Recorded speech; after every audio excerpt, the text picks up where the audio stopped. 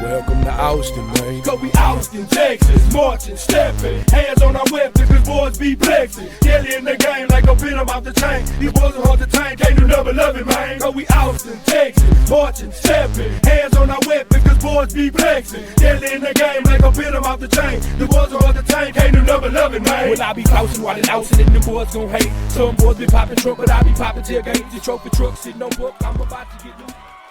What's up, world? This is Albert Redeaux, a.k.a. Mad Creole for the Austin Icons podcast. Today's guest is an Austin legend and also an Austin hip-hop pioneer. She's one of the coldest MCs from Austin. She is a member of the legendary rap group, the Cooly Girls. Let's give a welcome to Erika Sodie, a.k.a. Dank. You know what I'm talking about. What's going on, lady? Oh, I appreciate that. Was a major introduction. I appreciate you. Thank you. Royalty. Thank you for having me. I'm humble. Well, this is the one I really wanted. This is you and Abe and Cass. I got Cass a couple of nights ago. Talked to him. So I got all the good stuff. I got all the you tearing up hotel rooms when y'all was on tour. I got all the good stuff. So yeah, you it's got on the now. Inside connection. Oh, I gotta watch that one. I know it ain't mine on us. Yeah, I got Quincy coming up too. I'm about to get him. I'm gonna get Chuck. I'm getting everybody. I'm every last one. I'm getting everybody. So it's gonna be fun. It's an honor to be mentioned in with those names and be on your podcast. Oh man. So let's start this off. Where did you grow up? And you know, if you from Austin originally, what neighborhood did you come from? Well, you know, I ain't gonna say you knew, but yeah, I'm originally born and raised in Austin. Most of us was born at Brackenridge Hospital, okay? So Brack, baby. Exactly. So yeah, originally I was being raised in 78721 Bandera Road. Shout out to Sims Elementary in the east side of Austin. Yes. And then there was a time, you know, we had to move to 78723, so northeast side of Austin, where we moved when I was about 8 years old. So my upbringing was in that area. So yeah, but I feel like I'm raised Austin. You know, Austin was small enough. Austin is Austin. Now we're trying to separate the zip codes to be like, I'm from 21, I'm from 2. People don't know what side of town they from. Yeah, you feel what I'm saying? We from Austin. So did you start out, like, when did you start doing music? Are you from a musical family, or are you the only one? Well, I have to say I've heard that there's some people in my history on my dad's side that was connected to B.B. King, and you know that my grandfather or great grandfather, they ran in those circles. I really don't have a lot of background on that. So If it was born from anything, it was because my great uncle in our home, where we were raised, it was always family, it was always gatherings, and it was always music. So my uncle had a guitar that he taught me to play. We were always in church, and since I can remember, so you know the church gonna have you active, you know. So it was always choir, you know. It was always a microphone, you know, little Christmas things. Everybody get their little scripture they gonna read during the little, you know, performance or whatever. So or the play. So yeah, and even at school. So even from elementary, you know, if there was something to get into, I was just drawn to it. So if it was doing cheers in the front yard, okay, we were performing for the cars driving by. So that was just something me and my sister were always into the community in that way. Yeah. Did you start out writing poetry, or did you start rapping? How did that start? Well, more than the music, most of my family members are like my mom. She was a poet. So she wasn't necessarily a singer or any of that. She was a poet. She was a writer. And so if it came from anywhere, in my immediate family, I would say it came from my mom. So for us, I believe it just became a way of expression, personal expression.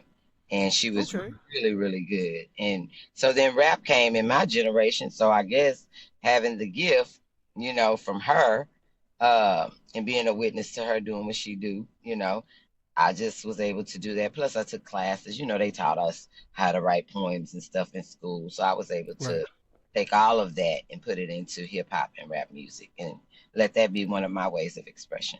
Yeah. So when was the first time that you actually, let's say, recorded or just, you know, you got serious with it, like you actually got into really like rapping? Well, I would say I've been writing or doing little stuff along the way. See, God always prepare you, you know, little things in life. And I would say it was when we became the Cooly Girls. And I would Okay. write, you know, I was writing before anybody knew I could write, but it was because hip hop, you know, came on the scene, and we had KZI, you know, playing Right. UTFO and Houdini and Sugar Hill Gang. So yeah, you know, that drew me, you know, and I like the art of it. You know, I like the art of their expression. So I started Okay. writing in. Yeah, I started writing little rhymes, little stuff in the backyard, give everybody outside a part and make them stand up and perform. And we do that. But when it got serious, it was because of my sister, because she was like, we're going to be big. We could do this. We put a group together. We're going to get some managers. She be all gathering quarters so we could walk to the store at the payphone, because, you know, those Okay. times we didn't have a house phone. And walk up there, and she be done looked up some record companies and be trying to call them directly. Okay, like she was serious. I wasn't more so like that. I just would do it wherever I was at. You know what I mean? I still dream big, like, oh, I would like to Mm. do that, as I saw people on TV or, you know, heard people's songs, because music was always being played in our home, you know. Right. So that was something, not necessarily that my people were, you know, played instruments. It was just because music was always a part of our life, you know, in Correct. the home. So yeah, that it was basically my sister. And once we got into Upper Bound JTPA at Houston Tillotson College as a program, where Oh they yeah. help Yeah. younger kids coming, you know, that whole thing.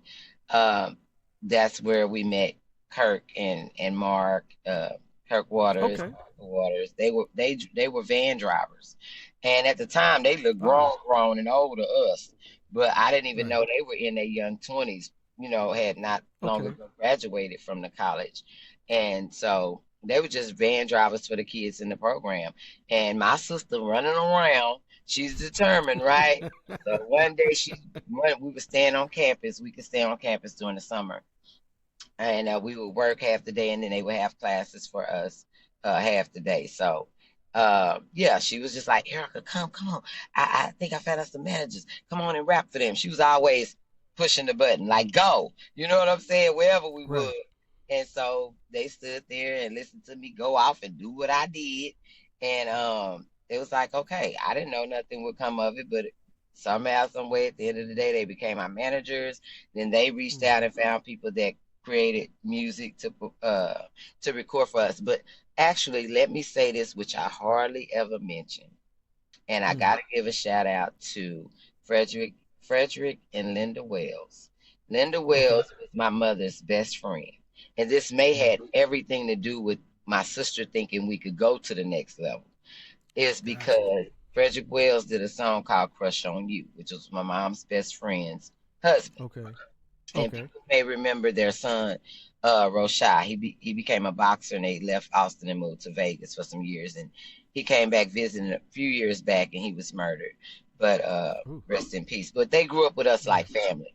Well, he Okay. did a video when we were young. You know, I probably was 10 years old before I even, you know, got into all of this. And I think he was a major part of just an example in my life to show Mm. us how it can be done, because he was recording. He wasn't a big star, but you Mm. know, this is something we saw him accomplish, actually doing a Right. video, actually recording, having a song on a, you know, record. That's when they still had records. And so I never really speak on him. I always start at the point where Cooly Girls started, but I think he really imparted in me, you know, and my Right. sister, knowing that Mm. it was possible and to be able to be that close to somebody and watch them do it.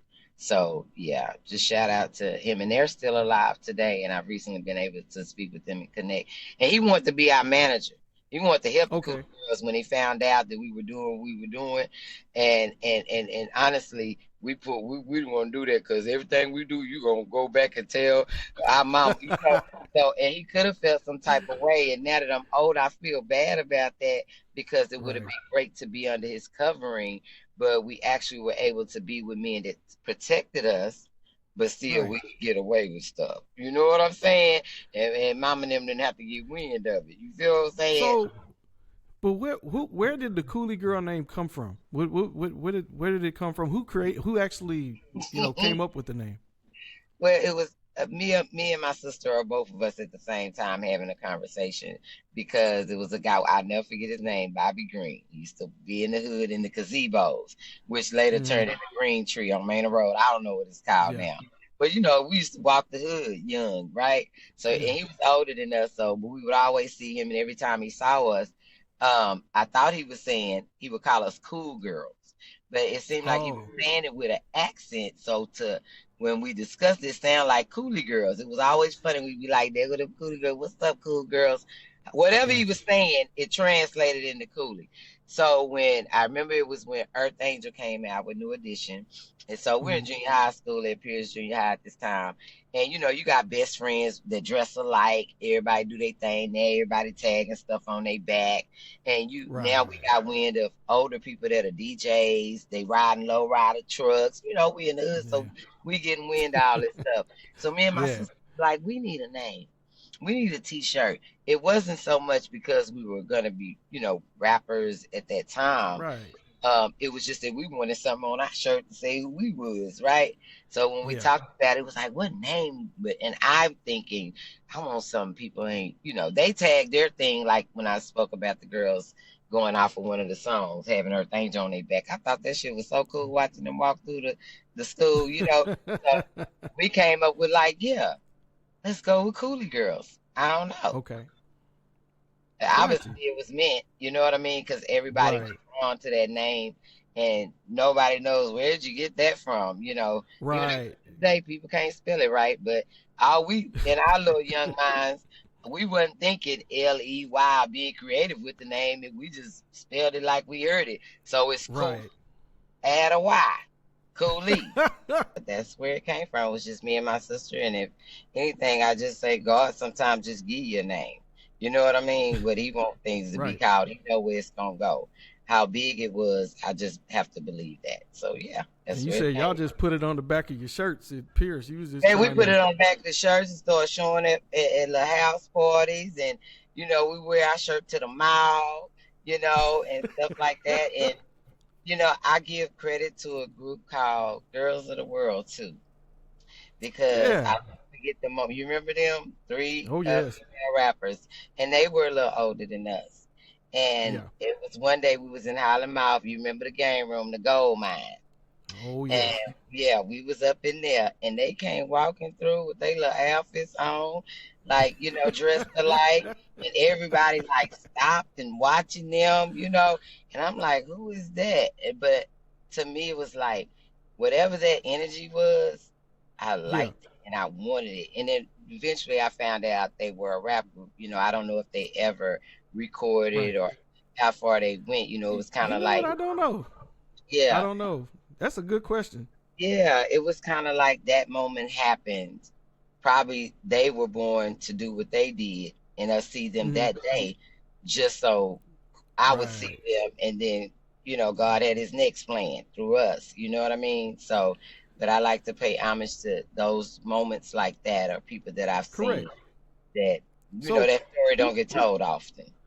Who's all the members of the Cooly Girls from just the total members of them?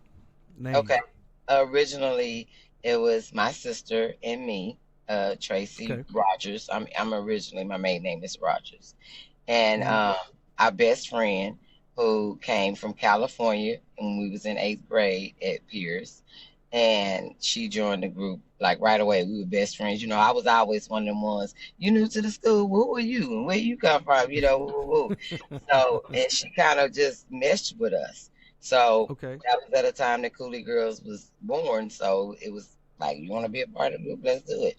And then another best friend that I met at Sunshine Camp, and we were like 8 years old, Rikisha Ellison, we ended up bringing her in as a singer. She was never a Oh, rapper, okay. but that was also during the time hip hop started adding R&B, a R&B twist on music That's as well, right. right? So it was like, okay, so we're gonna add her, and her grandma was down with it, and help doing some of that running around with us and packing us and hauling us to practices and stuff. Um, Okay. but we also did dance stuff at school. So, yeah. Okay. So those are the original four members of the Cooly Girls. And then later, dancers were added. Another singer that we went to school with, Angela Louie, and Okay. Al Reed. And then also the baby of the group, Juana Esperanza, who moved from Phoenix to Austin, and Rakisha Okay. brought her to a rehearsal. And so Hmm. I was like, okay, we're gonna have a whole choir in a minute. But I just can't say no. We just like that if people had a gift and we Yeah. mixed with them and they wanted to join, well, we're gonna find somewhere for you to fit. Because, like we tell people, it was originally about 20 something Coolie Girls just based off our relationships at school. Oh. Yeah, because we Okay. didn't care if you did art, if you did poetry, if you was in sports, Oh. if you want to wear the Coolie So Girl title, if y'all you're the Wu Tang Clan. you understand what I'm saying? And we do everything. So it was just the whole thing, but that was more of my sister's thing. It was like, ooh, we got three more Coolie Girls. I'm like, lady, Got you. well, how many Coolie Girls we gonna be? Where's we going with this thing? I wasn't opposed to it because we're the type of people that we like to be around people, and I guess that came from church and being around so Right. much family growing up. It ain't no fun if your friends can't have none. So it's So room who's for the two everybody. dancers? Who's the two Okay. dancers? So it wasn't specifically two dancers. We had different dance crews at different times. Remember, you had Okay. dancers that would dance for other groups, That's right. and we knew them to be dance crews. So my earliest recollection, Lord forgive me, I don't mean to shade nobody, make nobody feel bad. I'm older now, but I want to Mhm. say it was Tony, Sean, and Carl. Tony Okay. Crawford, Sean Spencer, and Carl. I can't think, or it was Carl Spencer and Sean Martin. Okay. They used to dance together, wear their little parachute pants. I guess all they came from the what's that guy that came out with that, the rapper that had to file Hammer. for bankruptcy? No, Miss MC Hammer. Yeah. Yeah, So Hammer. Hmm. yeah, during that time, of course things changed. People was adding dancers, right? So of Hmm. course they would travel with us on the little tours and stuff. And then it was other dance crews that would come to us and want to work with us. And when they weren't available, of course, we would invite them in. Yeah, come on, y'all can do the show. So I would say it was Bebe and Tariq. What's Okay. Bebe? Leo Dawson and Leo. Yeah. yeah, and Tariq. I forget Tariq last name. I'm sorry, but those two were a dance crew together. They also, but they stuck with us too. They were actually the dance crew that was involved at the time we were invited to New York.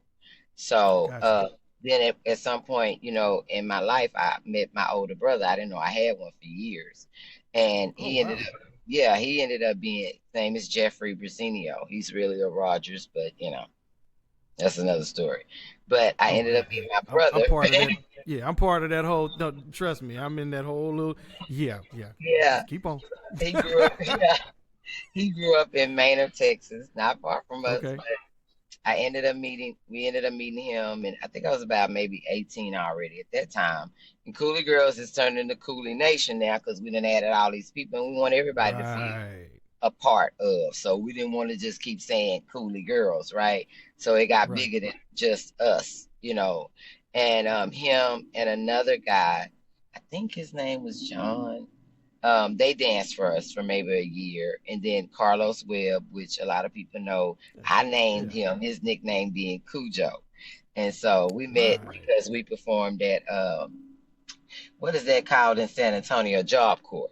He was a part of Right. Job Corps. So when Coolie Girls came there to perform, he remembered us. So one day he saw me back in Austin on the city bus, and he remembered me.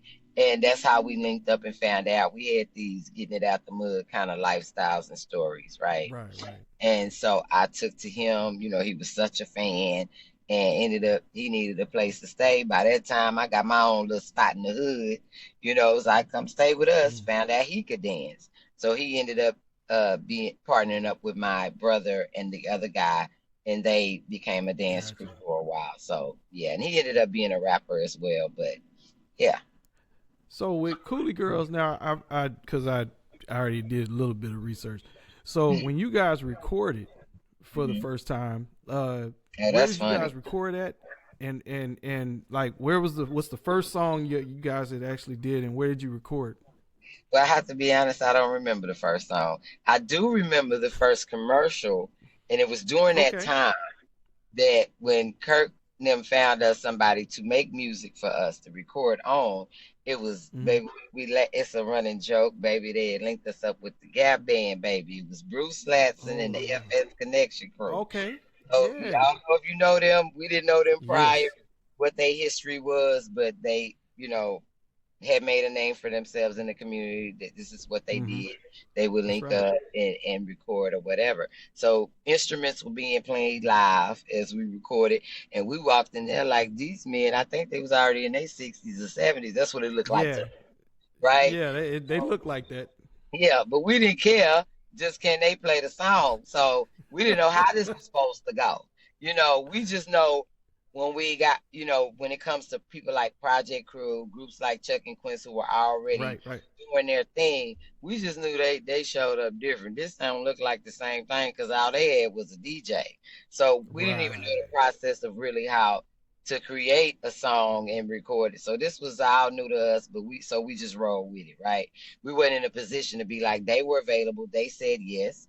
So we recorded with them. Hmm. And so I just remember Got doing you. a commercial for KZI for one of our shows coming up at the Austin Opera House. And we had a beatboxer, Mm-hmm. Tony Holloway, and he beatboxed through that whole commercial. And each Cooly girl had a little rhyme to say. And then it was, yo, Cooly girls, it's MC cut 'em up, such and such and such, or it's MC better let, da, Got you. da, da. Yo, Cooly girls. He studied beatboxing, right?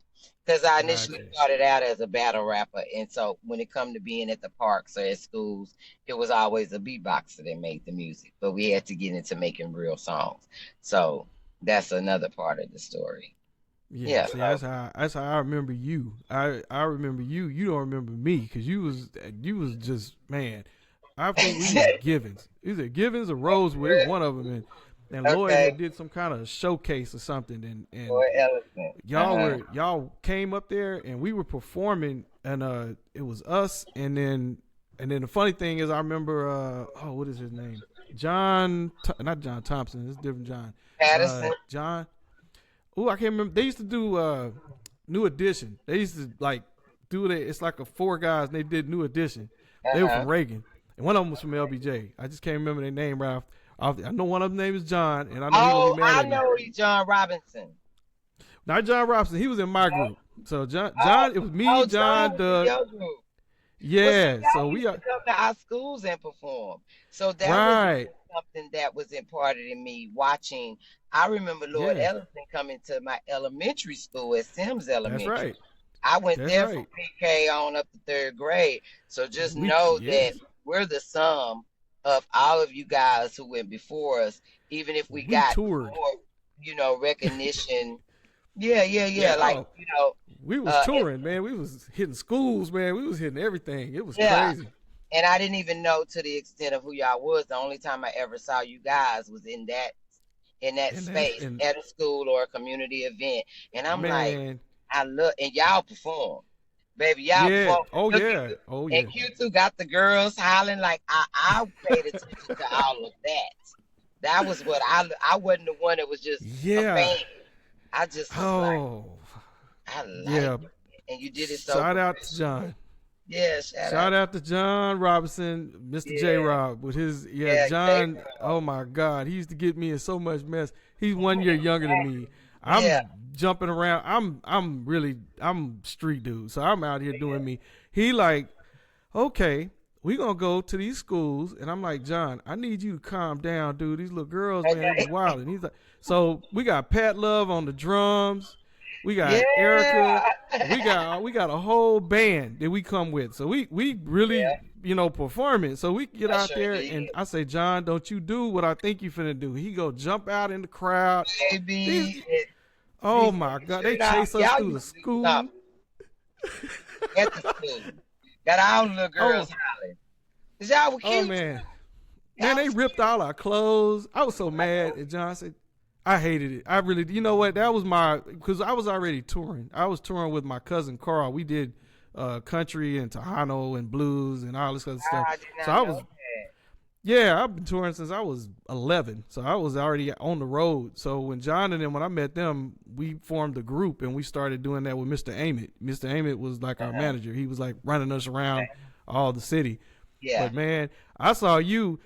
I never forget that. It's just it's a certain things in my life I never forget because you walked up and I was like, oh, okay. You spoke a little bit. You said yeah, I'm a rapper, and I'm like, oh, okay. And then John, I think, said, yeah, she can rap, and I'm like, yeah, okay. I said, yeah, go on, rap something.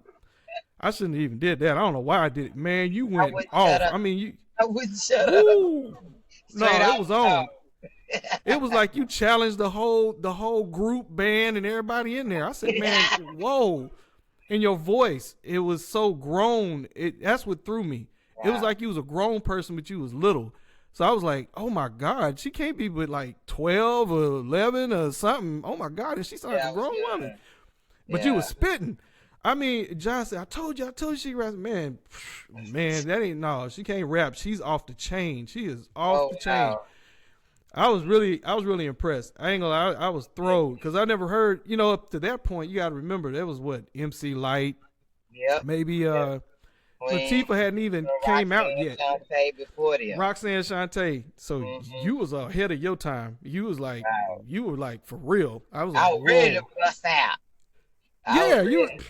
So at the time, then I finally came face to face with you, and we actually met, and well, I was aware, right? Yeah. I have to salute you and say that it was born, whoever I was and whatever I was expressing, it was born out of those that I saw before us, because to see y'all perform it at the level that y'all were doing it, it wasn't half-assed. Excuse me, Oh bleeped no. it out. But It no, was, you can get it. and so of course, by time we got the opportunity to operate in that space, heck yeah, I was ready. I want to get up there with y'all when we first saw you.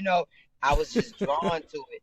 So we are the sum of many other artists in one, or at least that's who I was, and I made sure it was Cooly. It was Cooly.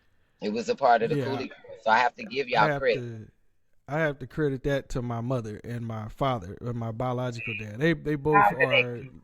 They were legendary musicians. They played in blues bands. They opened for, well, they toured with Tina and Ike and Oh all of wow. them. So I mean, yeah, I'm from a musical family. So my dad is actually in the Blues Hall of Fame or whatever. So he's so my thing is, my mama didn't play. So when I started singing, because she didn't want me to sing. So when I started singing at 5, she was so, if you had seen the movie with Tina Turner, that's real. That is not that is real. Yeah, from back then. Tina used to come to Austin all the time. She used to come to my aunt's house, and she hung with my mom, and so yeah, I know the kids. I know her sons. Rest in peace. But they Ike was my dad's best friend, so they both were like, wild. Wow. So it was crazy. So yeah, so when you perform, oh yeah, my mom, I remember her going off. I mean, seriously, all we was doing, we was a choir thing that we did, and I'm like, it's like 100 of us, and I'm sitting there singing. Oh, she lit me up when I got home. Why didn't you look at the crowd? Why didn't you do this? Why are you standing like this? Why are you put your head up? Why are you looking crazy? You're not doing this. You're not doing. I'm like, okay, mom. Okay, we are not on tour right now. I need you to calm down. I'm like 8. She is on my butt. So it. Whenever we started performing.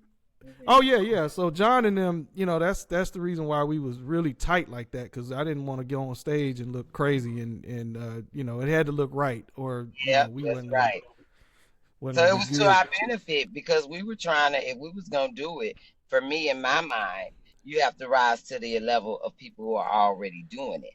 They're showing you how to do it, and then you just maximize on that for who you are, your expression. But if you're gonna do it, don't play with it. do it. We was battling. I used to tell people all the time, you go in front of me, you go behind me. Yo, you gonna get drugged. That's the way. That's the mentality. That part. I'm gonna make sure I got a kick out of that. You know what I'm saying? Yeah. It wasn't to lessen anybody else's gift or talent or what they was doing, but iron sharpens iron. And I always keep my eyes on the iron, and I get over there and get sharpened up. That's really what it was when you had a lot of people will pat me on the back and say, "Oh, you were just this." You just don't know. I'm the sum of a lot of people that went before me and things I've seen, whether it was TV, in family, or other groups and performances. You know, so yeah, I just gave all that power. You know what I'm saying? I just harnessed. Yeah, definitely. And turned. Cass is my, you know, I bugged him literally to death. Him and Wink. I used to just bug him because I was already in music, but hip hop, I didn't know how to sample. I didn't know how to do all that. So I would just, I met them and I saw them when I was younger and they was at the park and, you know, him DJing. So I'm like, dude, how do you do this? How do you do that? Hey, okay. This is how you push the button. This is how you do. This is the key. Okay. Now go on somewhere. I got business to go do. Okay. That's real. Yeah, he was. And to their credit, Project Crew, you know, I tell the story when we was at the club Ernie's by Montopolis, little hole in the wall or whatever, right? I don't know how mama them kept letting us get loose to go do stuff, but we did. They be like, okay, we ain't taking you, but y'all better get back on that bus. Y'all better catch that last bus. But it was one night we had heard, you know, Army Man on the radio through KZI. So we had already heard. So when they walked in the club and the DJ played Army Man, and I can only speak for myself. It's me, my sister, my best friend, and other, you know, friends that we know they could get loose too and get out. And mamas would let them out and stuff like that. When we saw them come in the club and everybody knew every lyric, we knew every lyric, but it was just the whole energy of it all. And they got in the middle of the crowd and man, they went live, you know, singing along with their record. I was like, I was just drawn to it. That was a big record. It sure was. That was a big record. Man, that was on the radio. It was playing everywhere. I mean, it was huge. It was super huge. Yeah, my baby left me for an army. Because I lost my job again. Still to this day, man. I remember going in the mall, like, and walking in, and I walked into the record shop. It used to be right there. As soon as you walk in, you go to the record shop. I go in there, and they had their record in the front of the store, and I'm looking at it. I just used to stare at it, and I'm like, I know that dude. Like, that dude, I just saw him at the park. I'm like, man, this is crazy. Like, this dude really, because I really wanted to do hip hop, but I'm in R&B. So I'm sitting here just, you know, losing my mind because I want to get in and do what he's doing, but at the same time I'm over here doing this. And so, like, he was, you know, it's funny how life and how things connect. We're all connected. And remember, we used to have Jam City.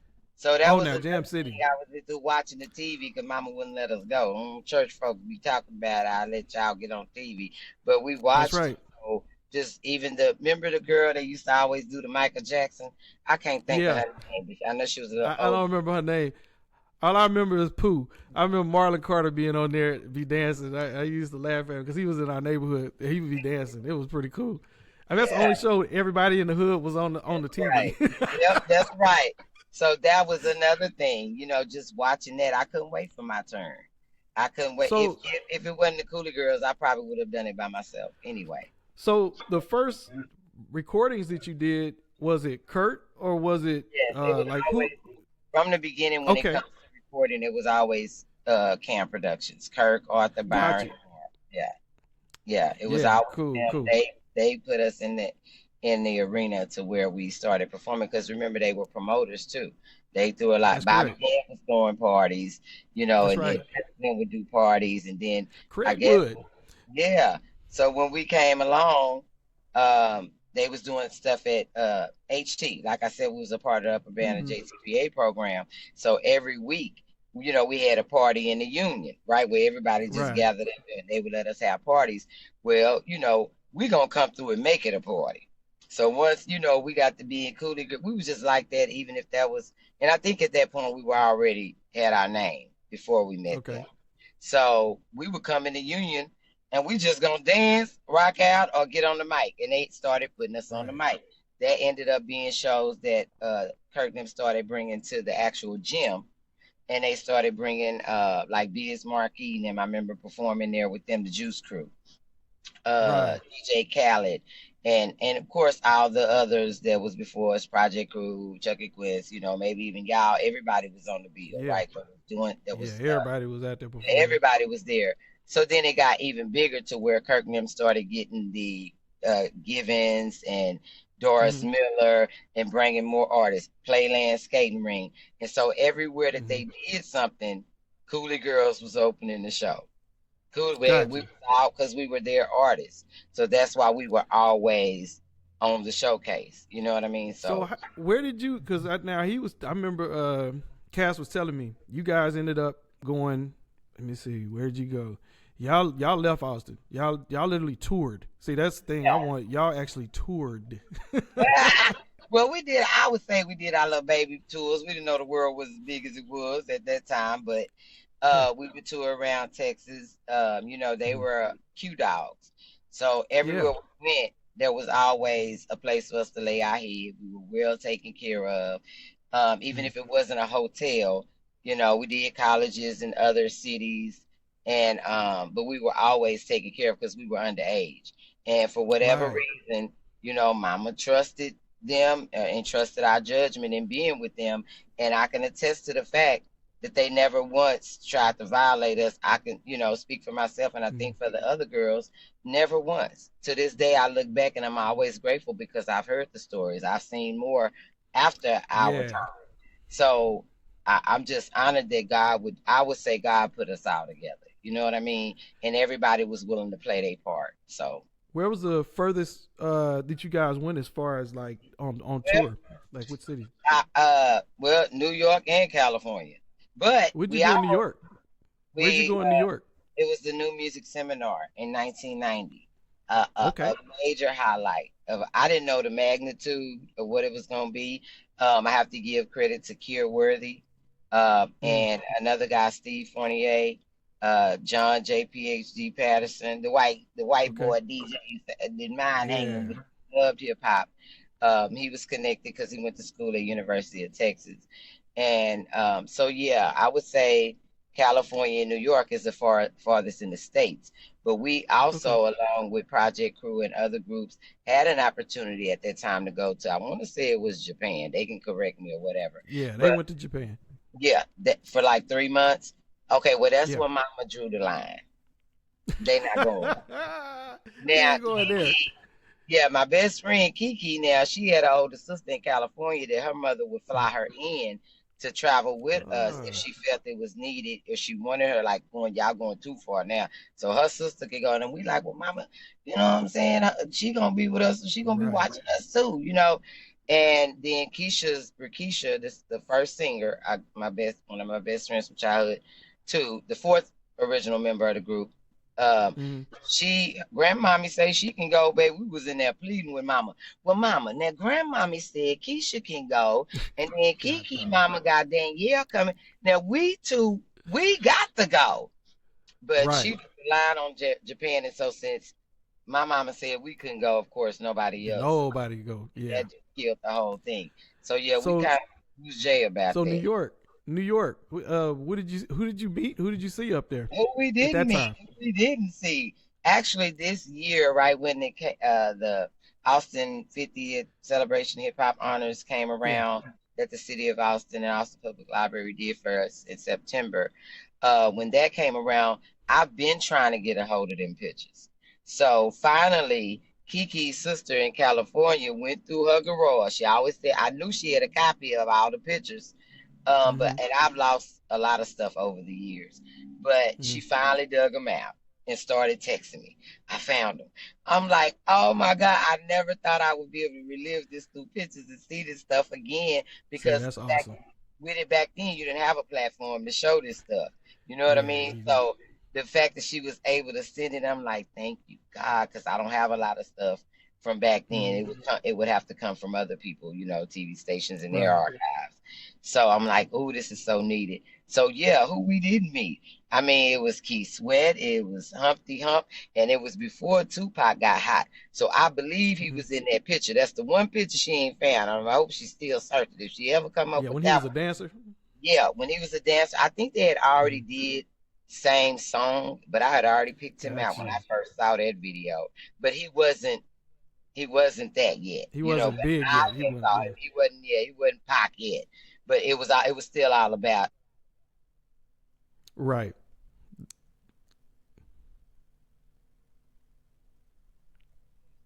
Yep. I can hear you. Okay. I'm hoping that one day if she ever find that particular picture, I'm gonna be searching because I promise he's in there. He want And they that had one. the whole group there. They were out there doing it was at it was in where the cars driving in and out. You have the valet parking and stuff. We were hanging out there outside the hotel, and we Mhm. walked up on them, and they were doing a radio drop. So of course we Oh, wasn't okay. expecting that. That's Humpty Hump, and we need a picture. So then they okay, and Kirkman was like, "Y'all not supposed to be up here acting like, sir. We don't care. These people famous for real, and we trying Oh to see this man. might be a once in a lifetime." So we asked till we get a picture, and they people was like, "Y'all gotta wait." So here I go with my confidence self. I told the valet guy, "Snap the picture. We just gonna turn around, and you can't help but see him with his tall self with all the hat and everything. We gonna get him in the background. Snap the picture, sir." I was so bold at that age. And then I felt Wow. something on my shoulder. And as he was taking the picture, I looked up and Humpty Hump had stopped what he was doing, walked up and got in the picture and stepped back and finished what he was saying. We didn't get to conversate with him, but he walked up and took that picture. And it's always going to be much love and respect for that.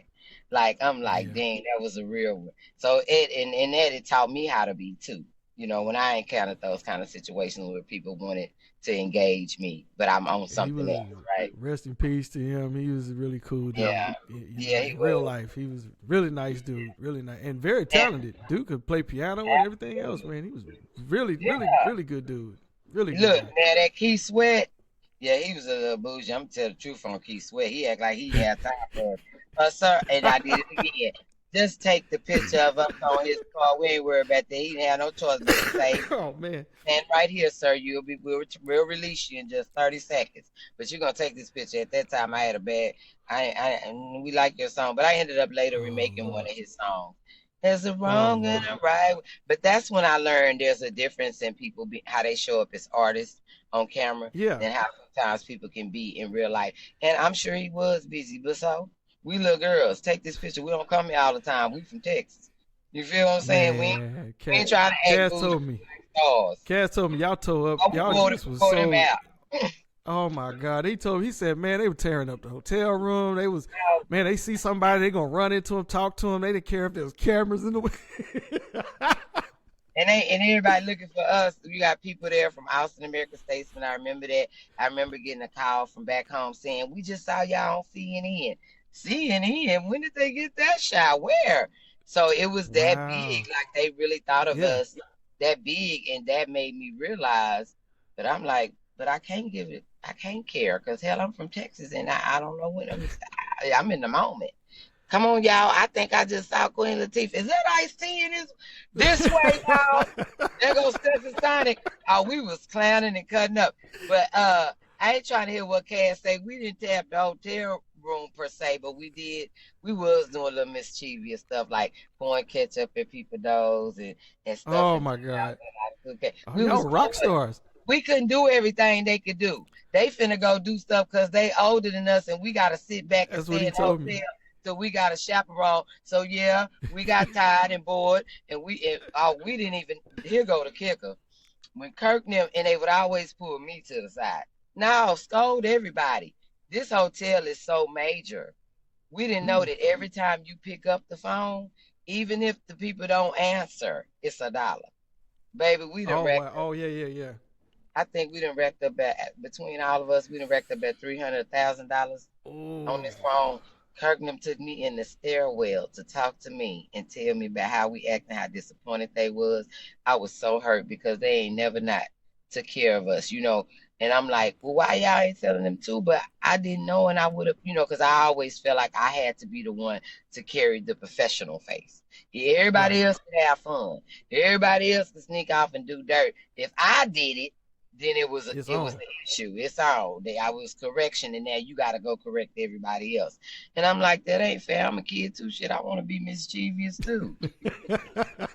Sometimes. Golly, see, y'all didn't have no A&R. Y'all had no artist development. They just stuck y'all out there. Throw us out there, baby. Now, we did have rehearsals, but that was part of us even being strict on ourselves. There were times when Lloyd Ellison was brought in to rehearse rehearse with us, and he was strict. Yes. He was like, you can rest. All right, 45 seconds, let's go. People don't know that we did have that training, from at different times through different people that sold into us. Even a good friend of mine today, Tamara Henderson, who congratulations. Yes. I got insider information, so I've been knowing. Definitely. I just ain't saying that. Congratulations. I'm not going to put it out there. I'll let you share that later or whenever. Yeah. I don't know if you have, but me and and like, oh, yeah, girl, that's what's up. So she's excited about that. Girl right there. But her mom was initially the person who made our outfits, wardrobe. She would go create stuff because she's an all-around girl. She braided hair, she sewed, she did it all. And so I guess her relationship with Cass, not Cass, but with Kirk and them, knowing them in the community, she made our first, little outfits and stuff, Yeah. Yeah, that's my girl right there. A lot of people made Cooly Girls. A lot of people made us who we were as far as ultimately what you saw. There were other people behind that before the public saw us, right? So I have to give credit and props where it's due. So now we're going to fast forward. We're going to go to, let's say, a little bit past that. You now an adulthood, you.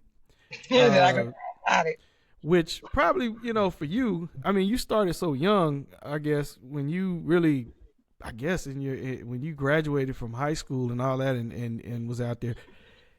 The Austin scene, that would have probably been like the 90s or something like that, maybe around the 90s. Yeah, well, actually, let me make a correction. I did not graduate from high school. My graduation year was 1992, and what people didn't see is the dark side of my life at that time. So yeah, I was very smart, very intelligent, but I was dealing with some stuff, and so.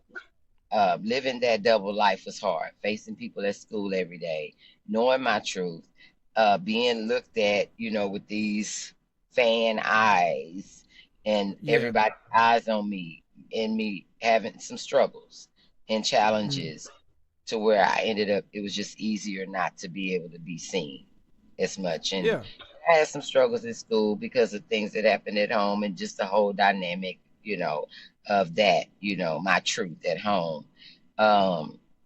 Then it affected me and I did not graduate. But most of the Cooly Girls did. Me and my sister didn't. And so, like I said, we were living that same life. I got kicked out of LBJ. Okay. So you ain't I'm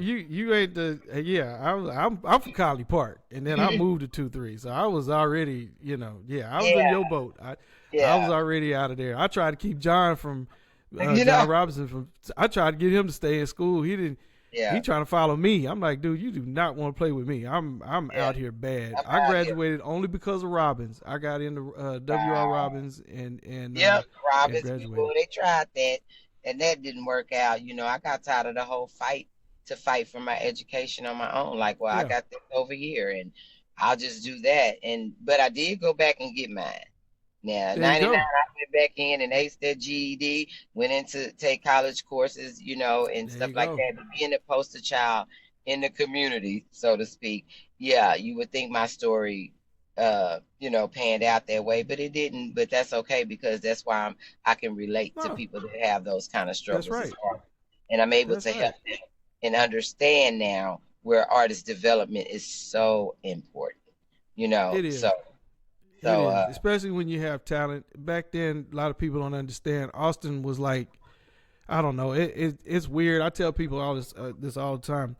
We are one city that we have so much talent, and the people here, and that's the reason for the podcast, is that they don't know and don't understand that without Austin and without a lot of us, there would be no other movements around Texas. Live music capital of the world, baby. We it. A lot of us produce tracks for everybody, and we've been on tour. We have band people that went to LBJ. Our whole school from LBJ was nothing but artists and drummers and DJs and so I mean it's kind of like we never bonded as a group as far as Austin was concerned to build us. It's almost like we built everything else, which is kind of everything but us. Well, yeah. I will say that Austin is a place where you can be the artist that you are. That's true. When you look at Houston, when you hear a Houston sound. When you look at That's Atlanta, right. when you hear an Atlanta artist. Austin wasn't quite like that. Everybody had their own, but we ended up on some of the same stages and platforms to, That's right. Express that, right? So with that being said, I think that's why. But because too, I remember growing up, it was always this thing that, man, it ain't nothing to do in Austin. It ain't nothing to do in Austin. But that was a double-edged sword for all of us because we found something to do in Austin. And it was usually because of our gifts. That's how we ended up honing our gifts and perfecting our gifts to whatever level that we could go. We dove in head first, 100%, because it wasn't much to do on top of some of the things, that we had. Right. It wasn't.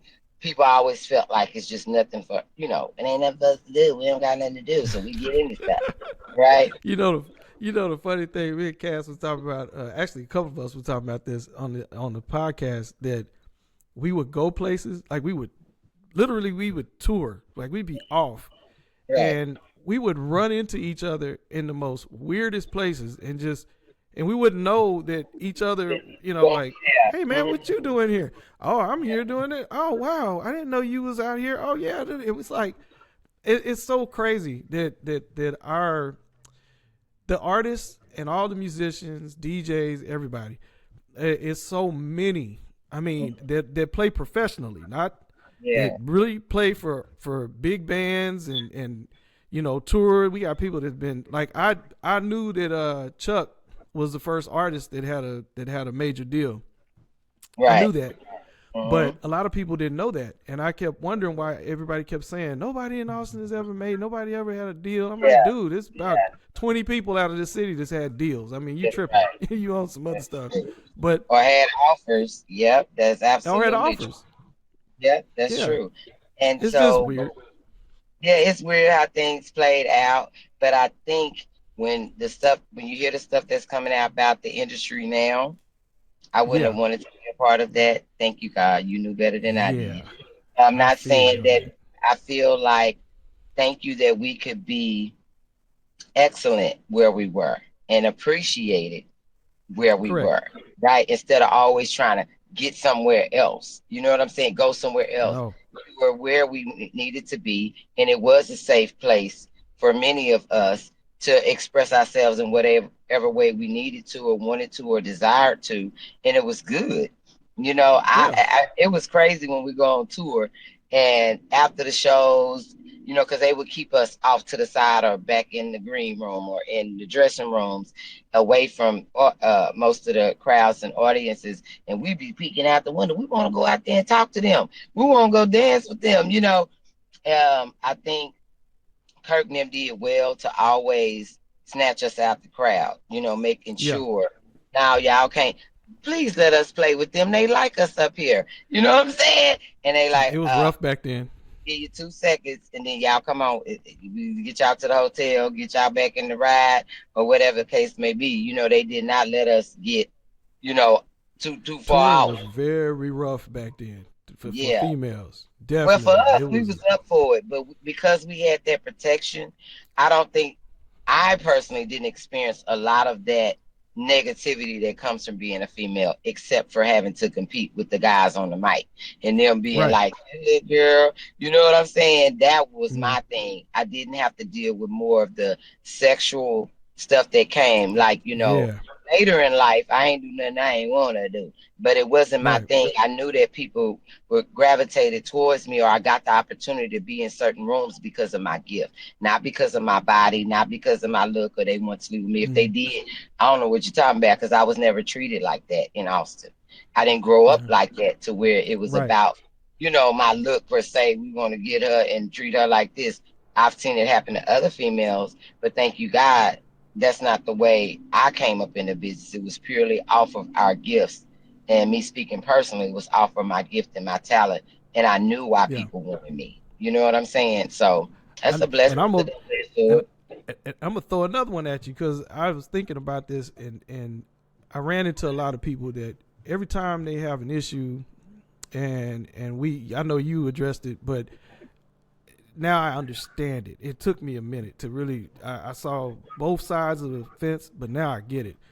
I always wondered why whenever there's praise, for artists here, your name pops up first. Cooly Girls are always gonna be the first. If it ain't Cass, it's you Yeah, or the that's group. mhm. And at first I was like, maybe it's a thing, but then Maybe I it's realized, gatekeepers around here. yeah, well, it's not that they are upset at you or the group, or that they feel like you get more shine. I think what it is that they just wanted to understand why they didn't get their shine, and I had to make sure that they understood, and they got it. Like they said, it's not just one or two people. They just you're the top of the heap. So obviously they're gonna say, well, Cooly Girls, why they always get named this, but these people don't ever get. And I'm like, I get it. They're not trying to put you down. They just want to, say, well, Cooly Girls always gonna get theirs. They're gonna always get theirs. But that's, like I told them, they deserve it. Yeah, everybody says, yeah, they deserve it. But why can't we get ours? And I Yeah, get it. I It get just it. took me a minute. It Yeah, hurts to it took me a minute. hear some people when they've spoken to me, and privately even about the hip hop Austin hip hop honors in recent, when they say, well, they didn't honor me, and this and that, they really be Right. vexed, and I'm like, well, please don't feel that way. I'm like, they can't honor everybody. I mean, it was their No. first time. Your time will come, and I hope they Yeah. do. I will mention you. I remember when, but I also know that there were artists that didn't put in as much work, but because they were doing it back then, they think they deserved it, and you don't. I'm just being True. real. You were never that. Like, let's That's not get it true. twisted. You did not put in that kind of work. Now, yeah, you was Yeah. around, but you That's were them not. See, Austin I think that politics. the mouse and politics don't play like we don't remember. I know, or I can definitely speak to some people that didn't get theirs that I know put in the work. Right. But I have to tell you, baby, you were not one ones like that, and some of them that were feel that way, and I find myself trying to hopefully make them feel better that I hope it comes, because you do deserve it, even if, and hopefully by being me that Oh tell yeah. you, that Yeah. I'm giving it to you. I know you deserve it, and I pray that you get it, but I think it had That's a right. lot to do with the way things were structured. And this is why, with a lot of artists today, I say, listen, are you connected to any nonprofit? What do you do for Right. your community except for say, buy my song, come to my show, buy my There you ticket? go. That was the structure that was set up to where, because we were young, of course it was all community stuff, so that stayed with us. But a lot of artists, you don't put in the community work. You show up to be seen. Our crew was on site, but what are you actually doing? We didn't give a damn. To Can we help get a somebody. sandwich? Can we'll perform, because that's what we do? But we hanging out. We're here. We're a part of whatever this event is, But that was a given. It was just we Right. took advantage of whatever space we was in. Does that make us better than you, or that you don't deserve? No, I'm just telling you the secret sauce, the secret that was probably in the sauce. You know what I'm saying? We Yeah. did For have that to time frame. Mm. for that time frame. Exactly. There was a time when I was just danking out here all by myself. There was no more camp production. There was no more Cooly Girls. It was me out here with the Right. wolves by myself, and I had to lean on the foundation that was laid for me. So now y'all ain't finna treat me like no jump out, and you ain't finna handle me, and I'm not gonna tarnish what was built from the Cooly Girls just because now I'm Dank and I'm in another side of this world. I'm on this gangster thing, and I end up in now some even Right. rougher rooms, right? Yeah. And I'm not as protected where I protect myself, right? And so there was still some respect out there, but I had to make sure I conducted myself a certain Mm. way. And sometimes I didn't always do it right. Sometimes, I want to go to that hotel and we're gonna party and shit. You know what I'm saying? But I can say I never did nothing I didn't want to do, but I did have a boundary. I did have, okay, well, you done step too far, pull that back. You're gonna do that again because I Right. understood, there was a lot of times I had to check myself because there's a lot of people attached to you. It ain't just about you. And there's a lot of Yeah. people that are still watching you, even though you're not a Coolie girl, they're still trying to learn from you. And for me, it Yeah. just happened. To be honest with you, we just kept showing up. That's the only way I can explain it. And all the other people that were involved, we wasn't trying to outshine nobody. It's just that I'm a competitor, Nah. whether it's kickball, softball, I did it all. Church choir. I'm trying to sing the loudest, even though I knew I wasn't no singer. Right? They say clap your hands when we get to this part. I'm a overclap. See I you. mean, I was raised that way to overachieve. If you're gonna do it, That's right. do it. My elders and people like such as yourself, as we talked about, when we saw y'all, I y'all don't. put it all on the stage. I don't know Why how would to lose. I it, just don't. If I lose, you wouldn't know it. Nobody would yeah. know it I'm because competing it's against the internal. last me. I'll tell you something else that really was a burden to me because it always came down to her. Uh-huh. At the end of the day, there were a lot of groups also and a lot of other people that wanted to do what we did that came to me at a time when I was 16, 17, 18, 19 that would say, help me. Honestly and truthfully, I don't know how to help you. I Right. Right. I don't I wouldn't know what to do with you.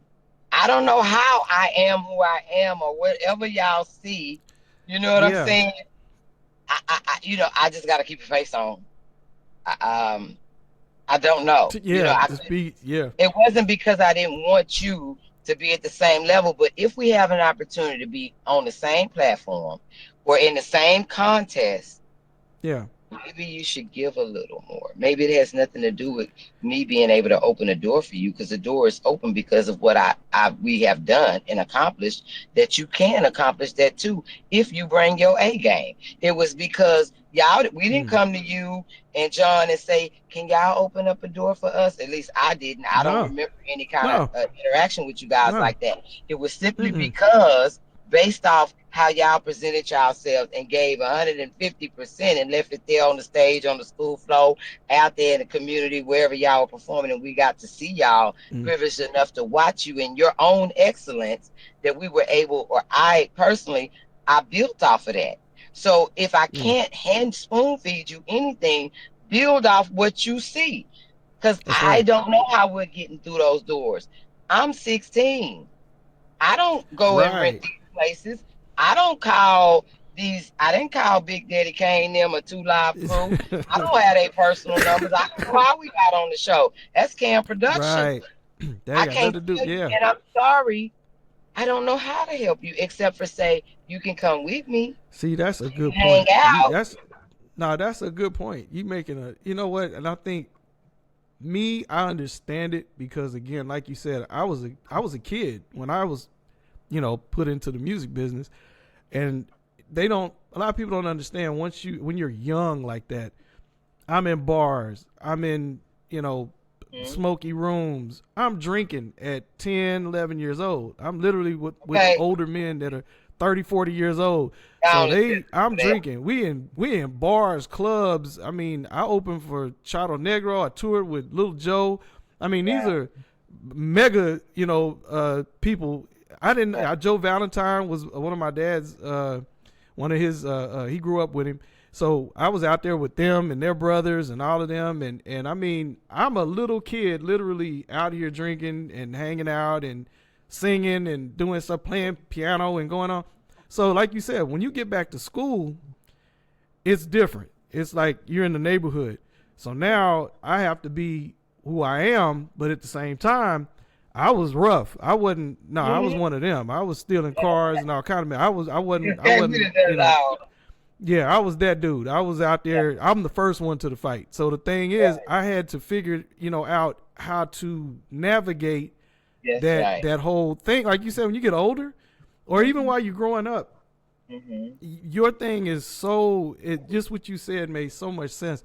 Because when you walk in amongst kids your own age, you walk around them, they're like, oh, yo, and I, like you said, we would get that. I got that at LBJ all the time. I walk around, people just, hey, man, hey, oh, man, da-da-da. And I'm like, dude, I don't know what you want from me. Okay, You know, okay.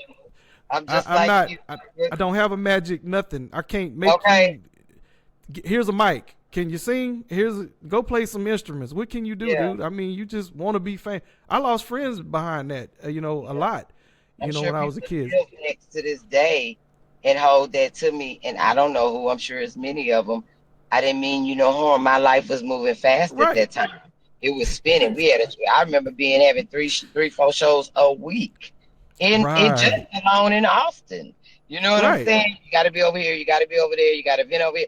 It was basically them telling us what you got next, and all we had to do was show up And and you be ready. go. And you And you go. go. I don't know And you how I go. got there. So yeah. I And remember you that's guys. so You remember the far. Plowboys? The Cowboys. Not right It was offhand. three little Hispanic dudes. They three Mexican dudes. One big Okay. guy and two little guys. I remember we all was down as us and who was Mike Love is his name Don now, Jennings, but shout out. oh, Yeah, yeah, Mr. Don, yeah. Mr. Don. So Don was down there. You guys was down there. We was on 6th Street, and it was. I didn't know y'all was performing, and we get down there. It was me and Major. Me and Major was there, and then Major, yes. All God right, rest rest his in soul. peace. That's So right. we down there, and you guys went on first. So y'all went on, and because it was packed, and y'all went on. Boom, y'all. It was a little small club too. One of them little. You walk in, it's just a room, and Yeah. So y'all on there. Boom, y'all get it. Boom, boom, boom, boom. Crowd go crazy. So then these little Mexican dudes get up there, and everybody's like, "What is that? Like, what are they fixing to do?" Yeah. And they just tore it up. I mean, they just got up there and just went off. And then it was so fun back then. Yeah. All of us, and Don got up there, did his thing. He still do the same stuff he did back Okay. then. He'd have some kind of outfit on, or oh man, I don't know. He looked like one of a Yeah. superhero or something. And so Okay. Yeah. but see that time was so fun, and at the same Yeah. time, like you said, it kind of moved away from that when they hit the 90s, and then it started getting a little rough. And I tell people, the hip hop turned into, if you was a dope boy, or if you was into whatever you was into, it all came into the music business. So now you dealing with the same street element that you was dealing with outside, except now you in the studios with dudes chopping up rocks, and you like, man, what is really going on up in here? Because I was Yeah. going to ask you, did you move to Houston like later, or did you when did you move out there? Well, we initially got our first show in Houston right before we went to New York. So I remember very vividly. I was 16. That whole 1990 was it. Okay, that was a real highlight. And we were invited here to do a show, and Mm-hmm. Southport Coalition was the opening act for us. This was Okay. they. And so we thought that was just huge. It was just huge for me to meet other artists that expressed themselves in the way that they did. They really Yeah. talked about more real stories, grimy stuff. And I was like, but I like the whole power behind it. And I'm like, they can Right. speak the truth. For me, I couldn't speak my whole truth, right? I couldn't express how Mm-hmm. angry I was. I couldn't. No, you don't say that. Don't write that. Don't put that in no song, right? So that was my first introduction to Houston. And then one of the club owners invited us back to perform Okay. again. So they invited us back, paid for the hotels, did that whole thing. And we kept in connection with SPC. Now, mind you, with all the other artists that would come, Ghetto Boys, Bushwick Bill, all of them, we got to Right. know them because they came to Austin so much that by the time they started seeing me on the scene, when I could finally have a driver's license, rent a car, and get here myself and hang out with them, then we really got to connect. And they're like, you Dank from Austin, you the Cooly Girl, da da da da da. It became that. Mm-hmm. And of course, I was invited here to feature on other artists' projects. So by the time I was 21, dealing with this whole crazy relationship, right? Street shit, real life stuff, right? Excuse me, you about to Mm-hmm. bleep me out where you need to. But dealing with that, I was ready, and all the pressure that I had in Austin, I didn't want to leave because I knew what it meant to Austin for me to stay home and build and become whatever I was going to be right there because it was Right, possible, right. right? Mm-hmm. I was ready to get away from all of it, and Houston was just a place, a place that I could go and I could just be me, and I could go to the store and nobody knew who I was. Like this was reality for me. I was tired Right, of that. right. Same question. You still rapping? What you doing? You know, I just Yeah. want to walk in the store and And get walk. what I need and walk I out. don't. So, and one of my first experiences of that happening at a store, I think it may have been a while. I was like, shut the. Nobody knows me. They don't even care. I mean, and there were times I ran into people that did, but it wasn't as much like you ain't finna hit the streets in Austin. I don't care if you're a Cooly girl, you just No. Bobo from the east side, right? Because Mm, everybody knew everybody. So and that's it was true. odd to move to Houston and I turn a corner and be like, wait a minute, ain't nobody hollering, hey girl, Right. you really don't know me. I'm at the stoplight. I look in the cars, I don't know nobody. I have to go in Houston, you got to go to it. You know what I'm That's right. saying? It ain't just on every corner unless you in the hood part where you done got in and everybody really know True. you and woo woo. So that was a switch for me. But that was a draw for me when it come to Houston that people think I moved here really because it was all about it's Houston, it's the hype. No, baby, I found some peace up there. And when I wanted to go get in it, I was right there and available Right. to get it, right? South So Park Coalition. Is that Dopey? That's Dopey that's in them, right? Dopey, K Reno, Gangsta That's Nip, my Boy. dude. You talk about Mr. Capism, you name them. Like it was so many of Shout them. out to I was all them, intrigued. man. Yeah, I was intrigued by all of them. Just the whole SPC thing that they were doing, and they took to They was us. serious. They stayed, I would say friends, became brothers, whoever linked up, I don't know nothing. But Mm, we became so every time we came to Houston, that they were basically who I knew right. personally. And we all Mm, had the industry in common. So we just hit them up. Hey, who got the stuff? Because I need a blunt. And it was always one of them available or one of them that, and it was actually DBX and IQ. I remember hanging out with them one day, and we was at a corner store in South Park. And here we mm. go. Somebody walk up and ask us, "You got a little change?" Oh, I'm more than happy to give and help. I'm over there talking to the homeless man and all this stuff I was normally used to entertain the public at home. And DBX flew over there like, hey, say man, gone on. And he said, "Now listen, Yeah, this ain't y'all Austin. this ain't Austin, and y'all No. can't." But I heard him. I understood it and I respected it. But it was like, but we wanna, and it was like, no. So I stayed in my lane and I trusted that they knew what was best for us. And K Reno's kind of that guy too. He's not really, Oh nah, yeah. we gonna abuse them. I could say those guys, it was never no forcing on. It was about, we all were about our craft. Yeah. Everybody that I ever dealt with in that lane, they was about their business. And if I found out they wasn't, I had no problem saying, "Oh, I'm gonna exit this studio session. Y'all have fun." Or the Yeah. people Houston that's is a with me whole wanna it's have different. fun. So, oh yeah, and that's when it really got real, and I started seeing the ugly side of the industry, and you could lose your life. Like people's out here jumping people. Oh, wait a minute, all we doing is rap songs. I can see, they ain't separated the No. dope game from the rap game. It's all done Mm-mm. meshed together, and everybody killers now.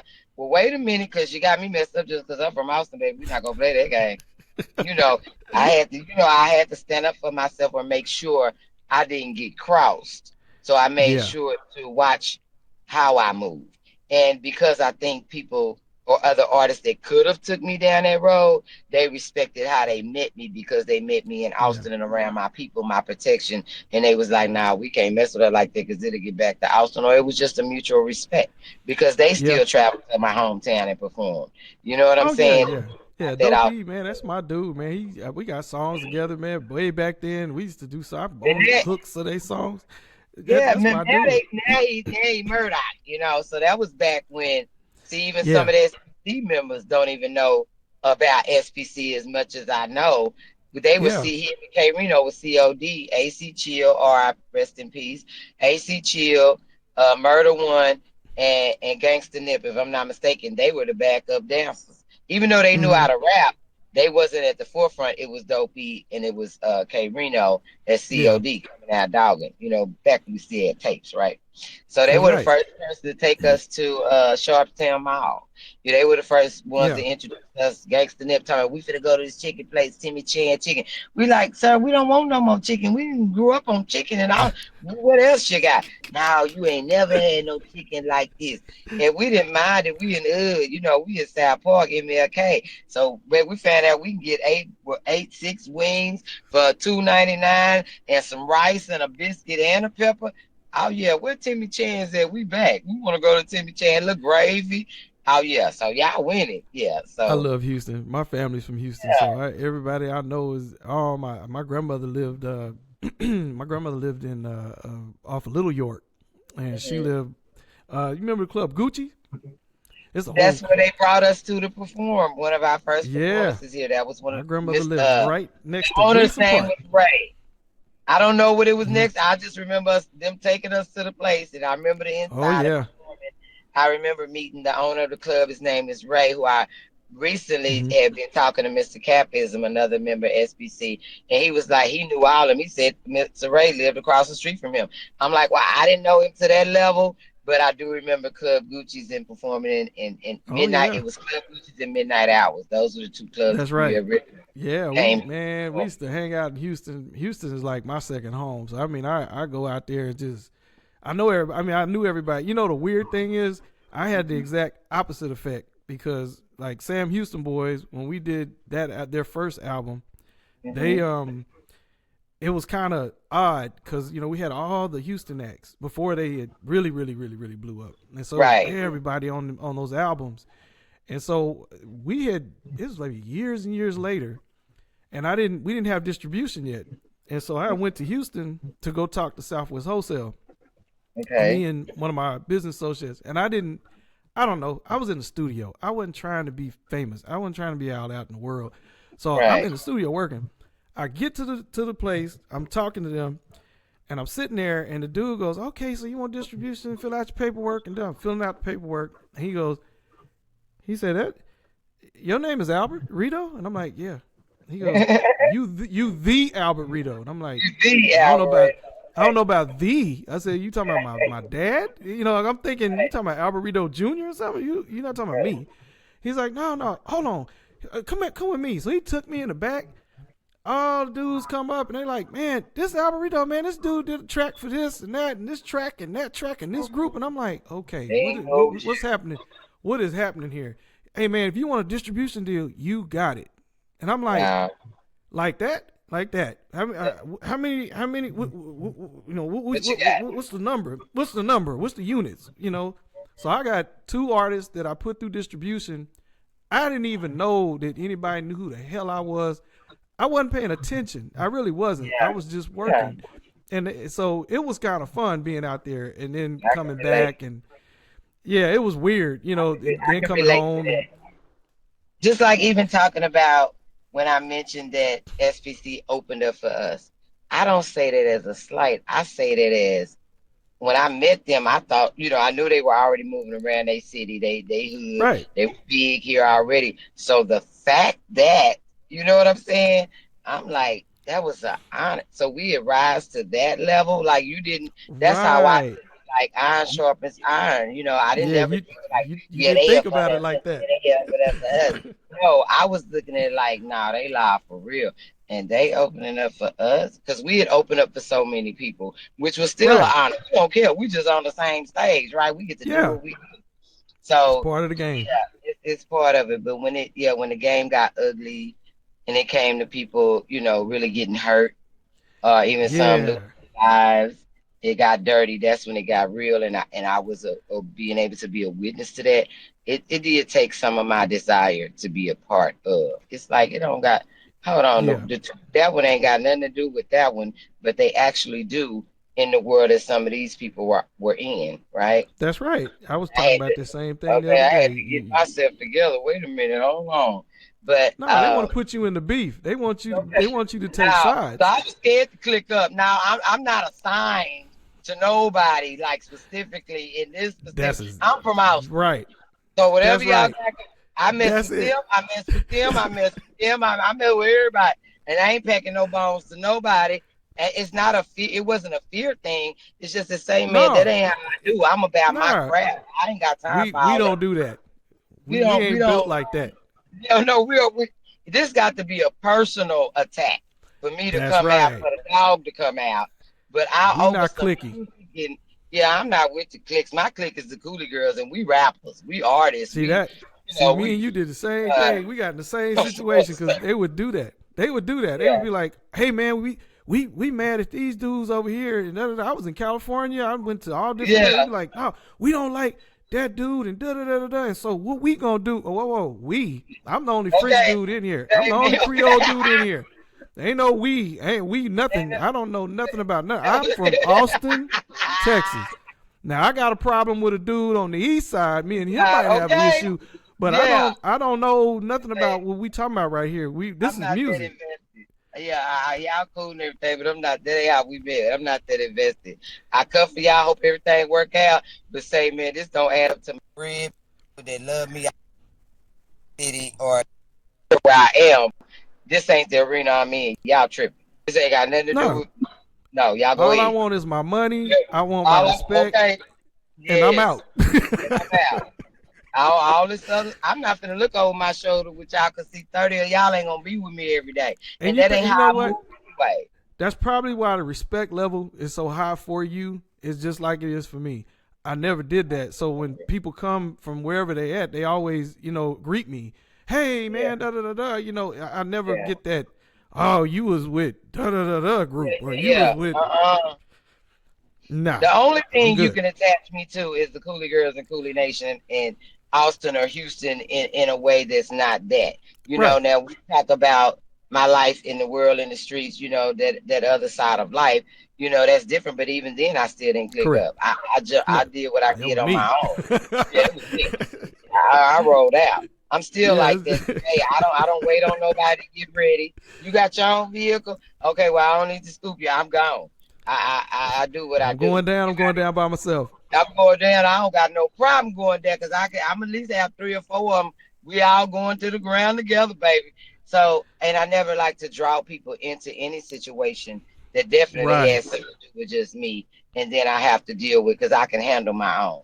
I don't So want, that for somebody else. So Go what are ahead. you doing currently? And I know you in Houston. I see Yeah, you on Facebook. I see, a yeah. lot of different things going on. So what's going on now? Oh, I'm always doing stuff, or at least I'm never gonna stop trying. Right, I'm never gonna Right. stop. As God allows me to. Right now, currently, I've been recording. Lately, I just do a lot of features. I'm not. I don't have that same that energy at 49 that I did in 2020s and as a teenager. I So, feel you. baby, I just performed with one of the Cooly Girls, Juana Esperanza, who has a new project Mhm. coming out. And she came and did one of her songs. We put our performance together. I collabed with a Soul Tight Records artist, Reginald Sutton, his artist, Miss Cookie from Waco. So I invite Okay. them. I do one of my songs that I recently recorded and the song we collabed on. And we just all perform as, female artists together, right? So that was at an EWO event, Carol Moses Reed. And most of my posts and what I do now, you will probably see EWO or Miss Carol. She actually drove down to the hip hop honors for City of Austin and from Houston, did a turnaround, her and her daughter, to just come be a part and support me. And I so Mhm. appreciated that. But I'm a guest judge on her events. She does a Okay. series of showcases that builds up to a grand finale. So all the winners Ah. on the series, they end up performing on the grand finale show, where then of course you try to keep the same judges who've been a part of that particular series. And so I do that. I started my own entertainment company. I'm still in the process of structuring it and Okay. knowing, and that way I execute and I am beneficial. I'm not just doing something, right? So I Right. had plenty of artists come and artists I would love to work with, but we do got to have resources behind us and Right. time availability to get them to the next level. But I think that for me, I'm just on a leg of people's journey. Is how I feel. Mm-hmm. I'm not gonna profess that. Oh, I can get you to the top. I'm not. I can get you to those rooms and those doors and those Right, tables. right. But I can impart a lot. I think I have a lot to offer because of my whole life in this industry, where I could see there, that I can be useful. I'm open to doing that. So that's why I do her events.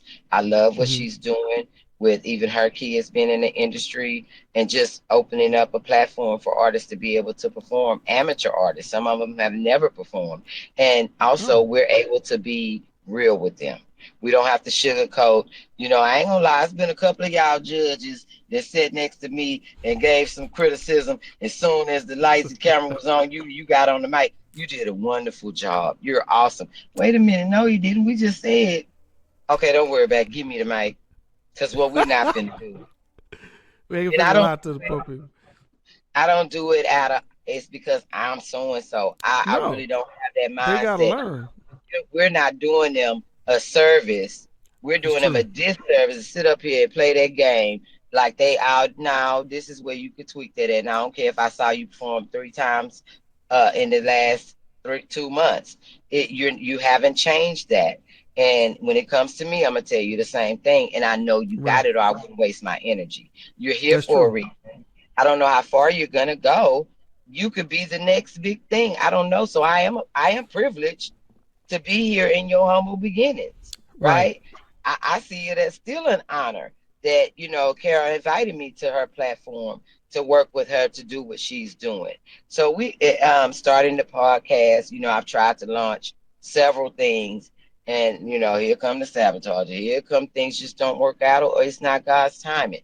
And I have to That's say, oh true. my God, wow, because usually when I say I'm gonna do something, all the time, when I say I'm gonna do it, I really want to get it done, but I have to focus on the thing that is working sometimes. So I have to Yeah. sit that over there, and hopefully before we all leave this world, we'll be able to revisit it and get it done. You know what I mean? But I can't do everything by myself. I'm still a mom. I'm still raising Yeah. teenagers. They still need me. I've learned not to put them out in the forefront on my social media as much as I did when they was cute and babies, and they're still cute, but I realize there's a danger in doing that. Yeah. Yeah. Just don't want. Unfortunately. Yeah. Yeah, I put myself out there, and that's fine. Those that know, they know. Those that are keen and can be in our spaces, you get to meet them at a community event. You should come be a part and help. You may get to Yeah. see my children, but when it comes to certain environments, they cannot go with mommy. They cannot be in the space. I understand the environments I put myself in. So it's always just pray for mommy and I'm good. They like, mommy, you okay? I'm like, girl, I'm good. But now, and it took me a while to get used to, why do y'all be so concerned? Mama been doing this. I'll be back.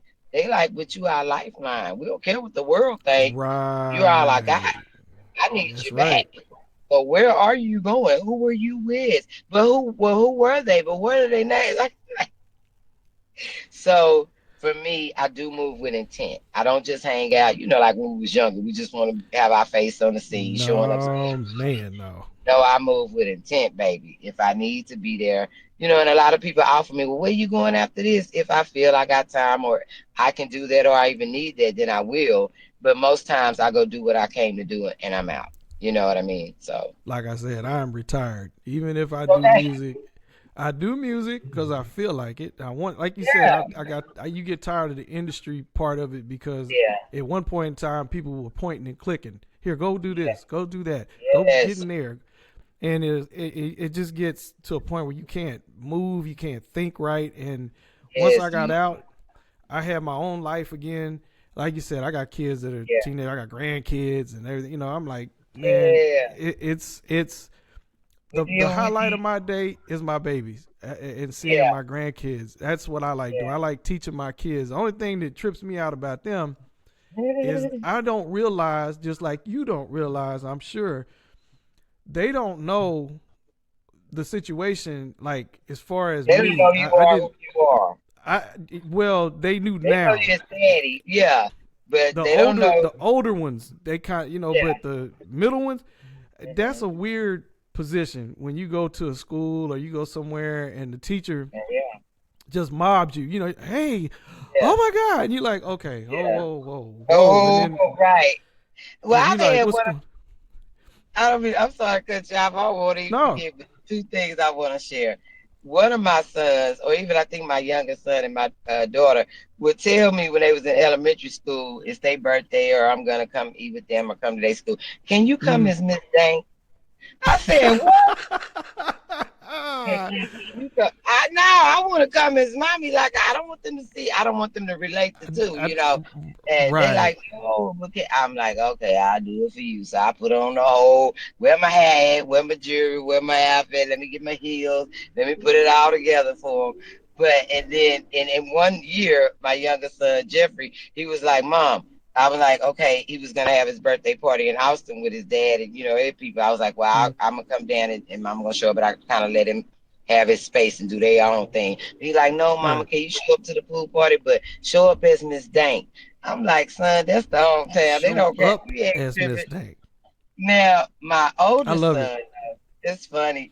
My oldest son, when he was about 3 or 4 years old, and Mm, of course, I was doing my thing, had dropped a new project with Up Hand Productions, which is Cass, DJ Casanova, and I had to do an appearance at Sharpstown Mall.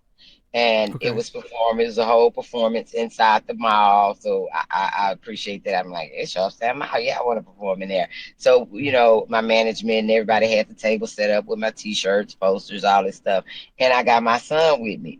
And at some point, he grabbed me. He was just hanging on to my leg. And I'm really trying to scoot him like, you're good, baby. Just chill out right here, sit right here, stand right here. Here's another cookie. Give him another drink.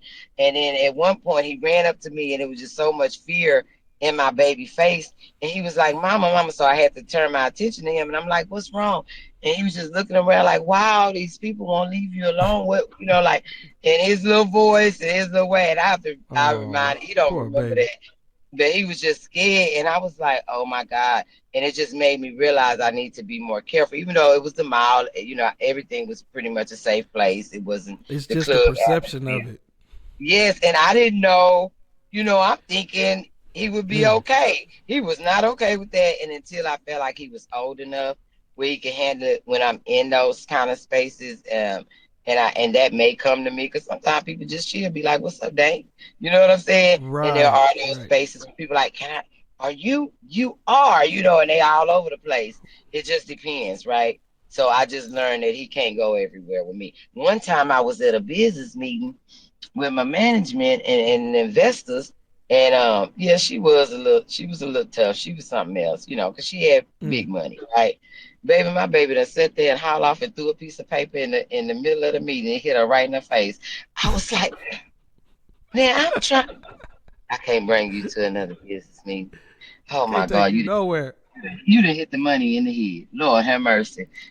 See, that's So that's that's hard. People gotta learn. It's okay, kind of difficult, but you gotta learn to navigate it. I guess it's just yeah, it's weird. yeah, I mean, I guess it's weird for yeah, them. It's I mean, like I explained to my kids, I try. I mean, my middle child, yeah, he's 15, so he's more into like yeah, gigging.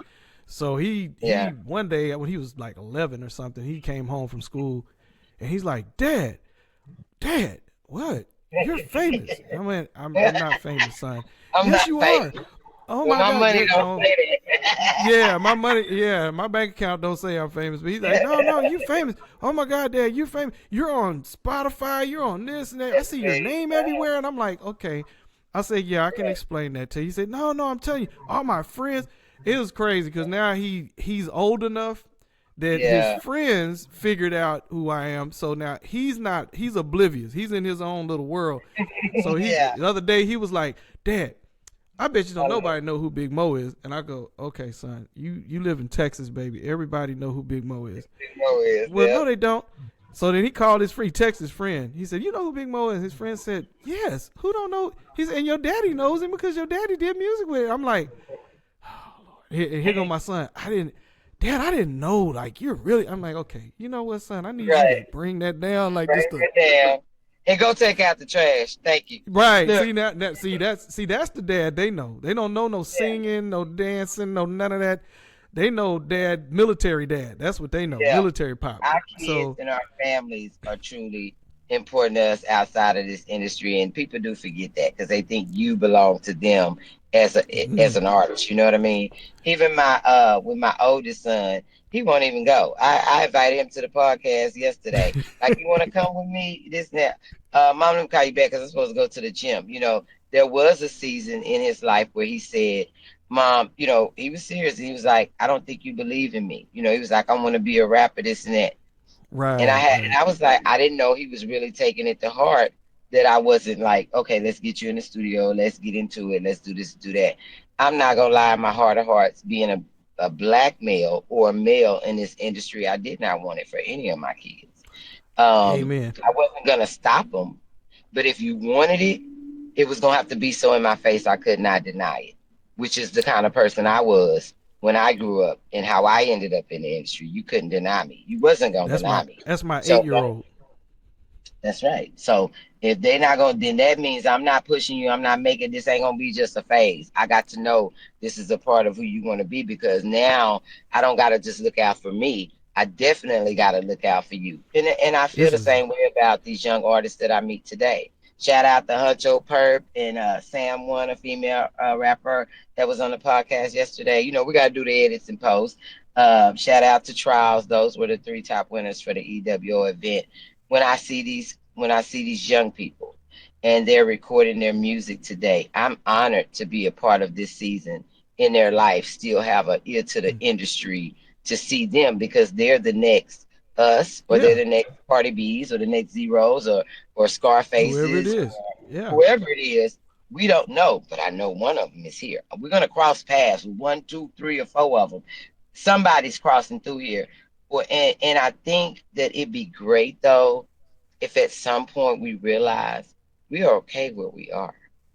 Yeah. Had I left Austin at a time when we were at the height of our careers, I'm gonna speak on Cooly Girls, I would not be as attached, or people wouldn't be able to have. I would be a little more untouchable. I would Right. be more like what Beyonce is to Houston. We don't Correct. feel her. We respect her because she's from here. We're proud to say her, or Felicia Rashad, whoever else is from here. I ain't gonna go down Yeah. the list. But I don't feel the connection. Maybe because I'm originally from Austin. I don't know, but I don't Yeah. see their energy in the community. They might Right. get Right. out a couple of backpacks and sandwiches. So had I left Austin, even at an earlier age, and hit New York and stayed there for the rest of my life, and you saw me on TV for the rest of my life, that would have been the only way that where I'm from probably would have asked. I'm sure, I don't know, knowing me, I'd have been come home. But I would be so busy on the level Hmm. I'm on, I wouldn't have learned the things I've learned, connected with the people I've connected to. I wouldn't have went through some of those private struggles and That's even right. public struggles that I went through and had to grow through. So I wouldn't relate. So at the end of the day, I am blessed. I did reach success right here. So Oh yeah. I don't think every artist needs to aspire to leave where they are. You could be right where you are, have a fan base. That was proven with the Cooly Girls. Just speaking for us in Austin, we had that. We didn't Right. know, like, if we did not know that we wasn't famous all over the world the way the hometown treated us. You know I what I'm know that's saying? right. It started there. I'm just saying, I didn't know the world was as big as it was. You Correct. grow up and you learn, you find out. But the way the hometown responded to us, we were big anyway. I've already experienced that feeling, if that makes Yeah. sense. I've Definitely. already Definitely. experienced without the $1 million Jackson's checks, and some of these people I don't even want to mention right now because they're going crazy on social media. They truths Like you is coming said. out. But Pops and Biggies, people that I'm proud of, even the Dougie Freshes and Slick Ricks, Rick the Ruler. My son tried to Shoot. play what's that song he had? Slick Cinderella. Rick, Cinderfella. Cinderfella, Dana Dane, not that one, but I'm talking about Slick Rick. But Dave's the dope fiend Children's shooting. story. Children's story. How could I forget? Yeah. He gonna play that for me one day and say, "Mama, I bet you don't know about this." I said, as soon as it came on, I rapped the whole song. Baby, I don't know what you playing with, boo. I do this. This is my era, honey. You know, he tried to bring me Biz Markie and show baby. Oh, baby. So we ended up in the kitchen having a good Oh time. Lord, And I'm singing with him. that's my oldest son. He Honey. see that's like the whole thing with our peers, the ones that are around us. I learned something that I'm happy. I'm home. I'm with I my could tell. family. A lot of my Yeah, peers don't have that. They don't have a family, or if they yeah, did, it's kind of broken up. They was on yeah. tour. They got so famous that now they can't go work at Walmart. They can't, Okay, come on. they can't go to McDonald's and get a job. They can't just walk around and do Yeah, anything. They that they part. have to stay in this. They got to stay in the music business. However it is, and the music business is terrible right now. Ain't no money in it. Did you see how they treated Jaheim when he was Ubering? They would Yeah, find out he was Ubering. Another famous guy, it was an actor. He ended up working at a Home Depot or somewhere. They drug yeah, him on the internet. So imagine, yeah. I'm like, oh, Lord, thank you. Because if I wasn't going to be able to hold on to it and I was going to end up back here, at least I can go find me an office or somewhere ducked off where I That's ain't got to right. answer all them questions. But I had that struggle for a long time. I probably would have been further, but I can't do that. I can't work there. And I needed to work. You know what I'm saying? I Yeah, get the streets. You know what I'm saying? I needed to do that. But I just would not let myself do it because You know what I'm saying? I had to get real with life though. Once them kids came, girl, you better do what you got to do. see, So yeah, yeah. thank God I I had a passion quickly, for grading. Yeah. yeah. See, that's like you said, it's a different world now. Music is so I don't know. The streaming and all that. I mean, there's really no money in it except for touring and Yeah, merchandise. that's But right. other You than got to that, build up to that, to that's where right. people will invest in you, and so which is why again also on my podcast, just talking to some of the young artists after the show, I explained to them, I'm sorry we didn't have as much time in this space, it's a whole office space set up and all that, but I'm like, yeah, I want to be in a space where y'all are comfortable in, where I want to sit down and we can talk as long as we need to. What people need to hear is your story, not That's just the, right. oh, I'm so and so the artist, buy my song. I got my little merch. Hit me up on Mm-mm. IG. Here's my Instagram. Here's my this and that. And that's that. No, who want to know why did you put that in that song? Is you really living that? Is that really your testimony? Is that your story? You need to be able to sit Ooh. down and have a real voice behind your rap voice. And therefore, you're actually giving back to your community by letting us on the inside. And it's healing for you too. When I'm able to minister to others or I'm on Facebook Live and Mm-hmm. hoping the professionals ain't, but so, oh well, you shouldn't be on this It page. You need to go back over there is to what Mz it is. Dank, actual page. Right? I don't do all that over there. Over here, I'm Erica, or I'm just in my That's authenticity. right. That grew up with me and knew me when. You know what I mean?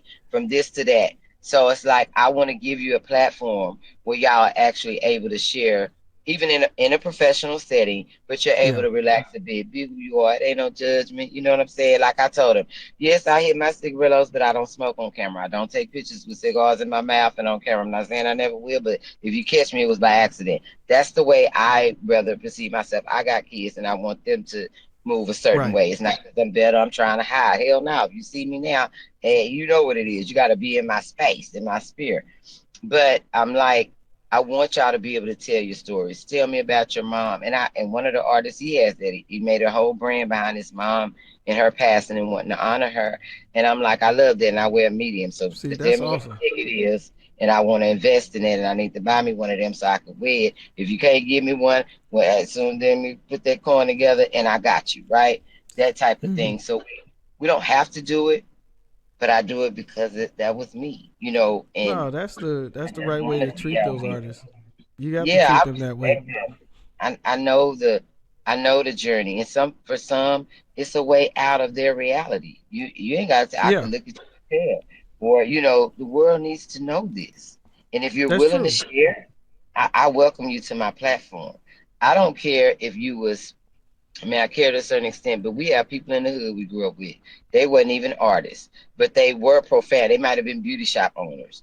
They ended up Right. going through something in their life. Some people went to jail and came back. We saw they struggle because we grew up with them, right? And it's like, Right. but you survive. You see them today. They doing good, looking good. Don't look like what they. I want them kind of people on my platform too. You don't Yeah. necessarily have to be an artist And this is, Yeah. I'm just trying to create a platform for other, what people would call regular people.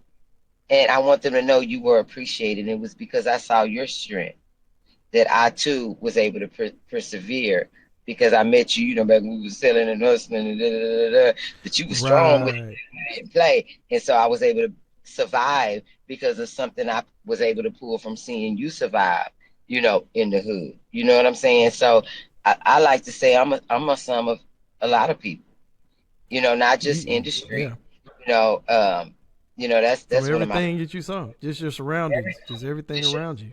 we all are a product of where we come from, and I'm thankful for even the professional side of it, because I was able to meet politicians, business owners. I That's was right. taught how to eat in restaurants, and that wasn't something my family normally did. As far as Hmm. the finances, we're gonna roll over to Church's Chicken, go to Godfather's Pizza and grab one. But some of these That's high end right.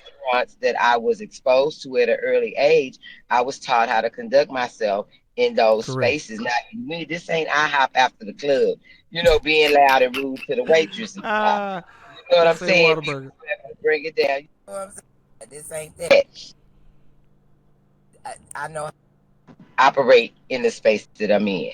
I consider it Right. a Right. gift as well. So the trials and tribulations of our lives are the sum of who we are. It's just all in how you take care of that baby. Where you gonna take it from here with what you have, what you gonna do with it.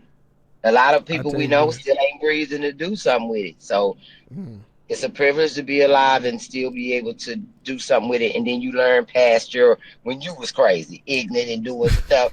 You was staying at the hotel room, sneaking it look in a whole radio station building.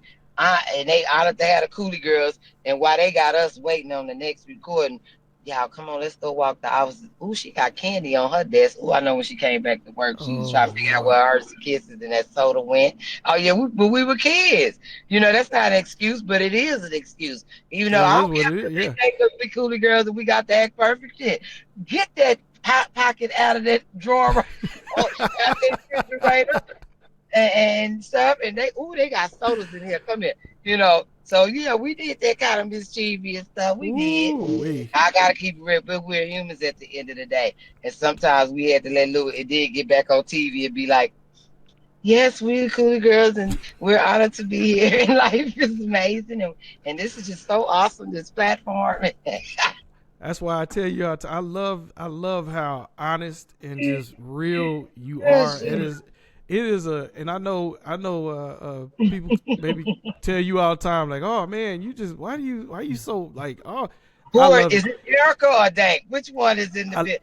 Depending on how you handle I her. love it. No, I love both sides, because you know what? Sometimes you get to preaching and you get to throw some God in there and it gets real. Or you'll That's throw some reality in there, and you get so deep into it that some yeah, people need that, because you never know where they're coming from or what side of their mind, where their life has been, and what's going on yeah, with their heart. And you can't reach everybody, but there's some people really yeah, need that. They just need a word. They need somebody that they feel has some kind of way or dealing with what they've dealt with. And you can't reach them by being, oh, everything is wrong. You yeah. can't do that. You got to come the way you come, or you're Right. not going to reach them at all. They're not going to hear you. And so I That's right. appreciate it. I Thank you. appreciate it. It took me a long time to get that way, especially with social media coming and being able to get on camera.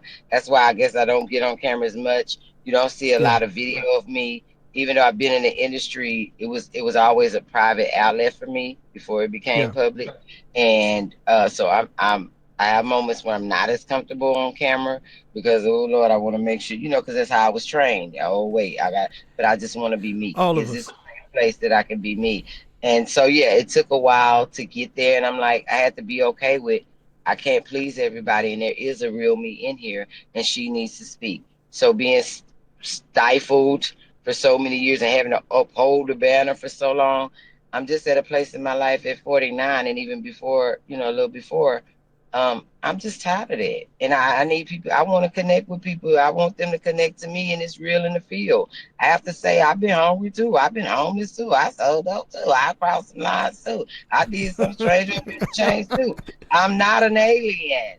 You know what I'm saying? Right, And, right. I do believe there was a time where God set me apart, and I just didn't want that. He said, "Oh, okay. You want me to use you in a greater way." If I knew then what Right. I know now, I'd have let him set me apart and stayed apart. But because I Yeah. chose that, because I didn't like being by myself. I got tired of people sitting me over here and had me on this pedestal. No, I want to make some mistakes too, and people be okay with that. You know what I'm saying? I'm Yeah. learning. No, I don't know everything, but I gotta sit here like I do. I don't. Hello, you know what I'm saying? Yeah, that's that old Yeah, industry kind of thought. yeah, I think yeah, that like me, you don't see me a lot now. You do because I had to figure it out for myself, and I had to ask God. Okay, God, I'm right. retired. I'm good. I'm out of this thing. Okay. I'm not. I was out for literally 9 to 10 years. I just Me nothing. too. You ain't seen nothing. Then all of a Mhm. sudden, it just God came back to me, and a couple of friends just said, "Hey, God gave you a talent and you kind of wasting it." And I said, well, until God tells me what to Okay. do, I'm not going to do nothing. And You're so when right. God said, you can do this, but you Hmm. still need to be in your family and not Yeah. disrupt that. And that's kind of hard for some people. Where are you going? You going on tour? You going to do it? No, I'm not doing none of that. You will never see Yeah. me. Yeah. Now you could maybe one day, but I Right. doubt it on anybody's stage because that's not who I am anymore. I don't mind Right. doing podcasts. And I don't mind helping because to Yeah. me, yeah, like I have another podcast called Man versus Society where it's about men Oh, trying to talk to each other and figure oh, out, that's good. you That's know, neat. so yeah, so that's more important to me than doing some music. Yeah. Even though Just I have love to get music, it's the just song. you Yeah. grow up. You kind of grow up, and hell, Absolutely. I'm a older man now. I'm not. Okay. Hell, I can't get on nobody's stage and jump around like that. I've Baby, been killed listen, myself. I had to tell the truth on myself while I was on stage, okay? Because, I'm always critiquing these artists. I've been working with EWO for like the last 6, 7 years since she's been doing it, when I can be a part, right? Uh, Baby, and I haul off and forgot my own lyrics on stage. But when I got a chance to talk to them privately, and this is why I know when I tell y'all practice is important, I can tell you ain't practice. Now, I'd have told them all this good stuff, all these series, right? I get up here because I didn't hear the show, Ah, I want to say tape or CD, but I didn't hear it right. until the day of. Me and the girls never got to practice. We were from 3 different cities, so it shows. So I stopped where Right. I was, once we were done, or I was done with that particular song, and I told them that. I told them that. Right. And not only that, what had happened was a girl had got hot, okay? And I felt like I need a chill because what I tried to do, I didn't notice. I tried to exert that same energy. Every time I Yeah. perform, it's natural to me to exert. And my body said, girl, you gonna mess around and fall out. So that hit my brain right in the middle of my lyric. And I couldn't hear. And I was like, I ended up getting, baby, I gotta take this jacket off real quick. Y'all, hold on one second. And that's not how you supposed. But like I tell them, I ain't giving y'all no excuse. No, I'm just telling you that I do No. understand that it can happen, but I'm not up. I cannot be an example. You have to go look at my old stuff. If you can find some old Yeah. performances, you can see how I move. But I'm gonna be down on you and tell you because you're too young. You got so much ahead of you. You're capable of doing it. So can you pop one less pill before the show? Can you Oh not my smoke God. the whole blunt before you perform? Can you not have the drink? See, Can you I've be been running professional? all week. Can you be professional until you get through with your stuff? See, so for me, it's yes, sometimes I want to touch the stage, but I don't have to be honest with you. I did it because I was invited and asked. Every once in a while I want to grab a mic, but not to the degree of, Mm. but my brain forgot. Girl, you ain't It said my hot. brain forgot. And baby, I hauled off My and knees was don't forget anything. it wasn't even my knees, baby. It was my whole body went to sizzling. Like, girl, you need some water and a fan. They was trying to get some water for me when I got through because I'm not a halfway performer. I never Yeah. have been. And I so I have don't. to Ooh. tell my brain, girl, you need to scale it back now. But I don't Mm-mm. allow those artists to just stand there on stage. No, work me. work my eyeball, work these Right. cameras. I didn't feel you because you're just standing there. You might as well be in the studio and you just play the song. We don't need to look at you because you ain't doing nothing up there. Like you said, I can show you how to do it. I ain't. Well, I'm not doing anything. I understood it this way because I had to make peace with myself. Okay. So the Lord said, well, baby, it's just like a coach, a football coach. You know, he Yeah. been to the NFL and now he's the coach at the local high school. He can tell you how to make all the plays, but there's no way he gonna get out there and run circles around them youngsters and No. actually be able to show them. He would have to pull up an old tape of him in high school and show them him, but he can't physically get out here on this field. So of course they respect that and they don't be like, Coach, you can't tell. He's the coach for a reason, but There he you only go. can tell you. You know, he know what he's talking about. Well, Coach, let me see you do it. No, now that see. No, That, that might be a little, that ain't little how that hard. go. Coach, you got to call EMS for coach if he try to do that again like that. But he know what he talking about. If you listen, if you got ears and you can hear, eyes that you can see, and you follow his lead, he gonna get you to greatness. He gonna get you to at least, pull that up at you to get you where you need to be. So yeah, even Well, when the artists performed yesterday at the studio, it was one of them. I was getting a little work because they performing, in front of the camera, and I'm like, I don't care if you imagine it's one person, your family, or 10,000. Do it how that's you need right. to do it to give a good performance. This is for you. And so one of them, I was kind of like, I'm squatted down because the cameras, they were trying to get footage of them in there, and I'm like, baby, come on, bring it up. I can feel you losing your energy, because I can't talk out loud, but if they can Right. see me in hindsight, give it to me and I'm giving them my energy because I'm, I, how we If do it it's in the beat. one, if I'm it's out one there. or 20, it's on. Yeah, yeah. I'm trying to send that energy because I can see you kind of relaxing. But I'm watching. I'm like, oh, maybe that's a creative move. Let me not be so hard because we are in the room and then the type of song you're doing. Sometimes you do need to just stand there at the mic and do the Yeah. song. It's that type of song. It's more low key, and what you're saying, people need to hear. It's still a good song. Some songs you need to be, you You know need to what be I'm amped saying? up. Yeah, you need to be amped up. So it's all in how you want to do it, but make sure that it resonates with us, that we hear you, we feel you. Because even if I don't remember what your name, I'm gonna remember how you made me feel. So if I feel it again, I'm gonna remember. Wait a minute. I do know that. I don't remember what they called it, but I remembered it. And that's why it's good for artists to brand themselves. Constantly repeat your name in your song, on an interview, in a platform, everywhere you go. Like, don't get me wrong. I don't do it. I'm not you today. So, but I can definitely tell you exactly Yeah. what to help put you a few steps ahead of your competition. You If know you what I want to mean? sell something, if you want to make an impact, you definitely got to do that. If you want to make You money definitely now, Absolutely. So now, I mean, if they find me, they find me. If they don't, they don't. Now, when it comes to Godmother Entertainment, yeah, it takes a team. I've had to weed out some people. It's been some delays. The enemy gonna send his crew first, and I'm like, and I'm not gonna do. You're not gonna play with what I have a passion for. So sometimes I've had to back out and wait and revamp. And I got some artists that are waiting. Well, let me turn you on to somebody else that is actually doing, moving and shaking, and I know they got what you need. Let me see if I can connect you. And sometimes I hate doing that because I know my integrity. I don't know theirs. You see what I'm right? saying? And I have to give them the disclaimer these days from what I see in my experience. See, they good in front of me because they know people I know and know my circle, and they don't want Dank to go back and give them a bad review. But if they think that ain't nobody watching, you may get a different them, and they may not, do what they said they was gonna do. And please let me know. But just know I would Mm-hmm. never send you to nobody that would mishandle you. And if they do, or if you feel that way, please come run it by me and let me know so that I can know for future reference. We not check them. We Right. need to have So, a talk.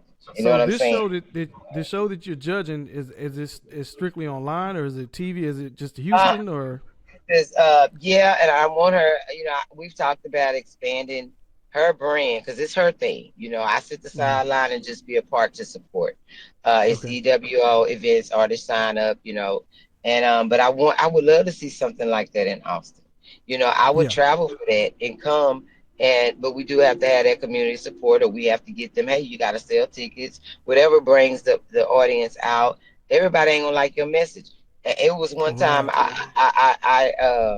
I was judging and giving feedback, and I said, okay, Now, mind you, I'd had me a margarita while I'm sitting there. Mm-mm. I was so tired of sitting up straight. I said, okay, I've been called 50 B's, 2,500 H's. Y'all done killed me 150 times in your songs. Ooh, I'm wore out. Hold on, let me get myself together. Wow. What is your why? Why are you here? Because I've heard the same. Everybody want to kill everybody. You don't respect women. You hate everybody. The deuce is this is that. I'm a part of this.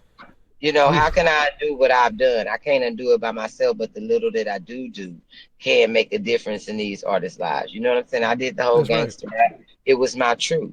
But you got some that have been raised in the suburbs, had a great life, but yet looking at us, they want to be gangsters. And they got the money to get to a broader audience and actually get those messages that don't need to be actually out there because look where we are today.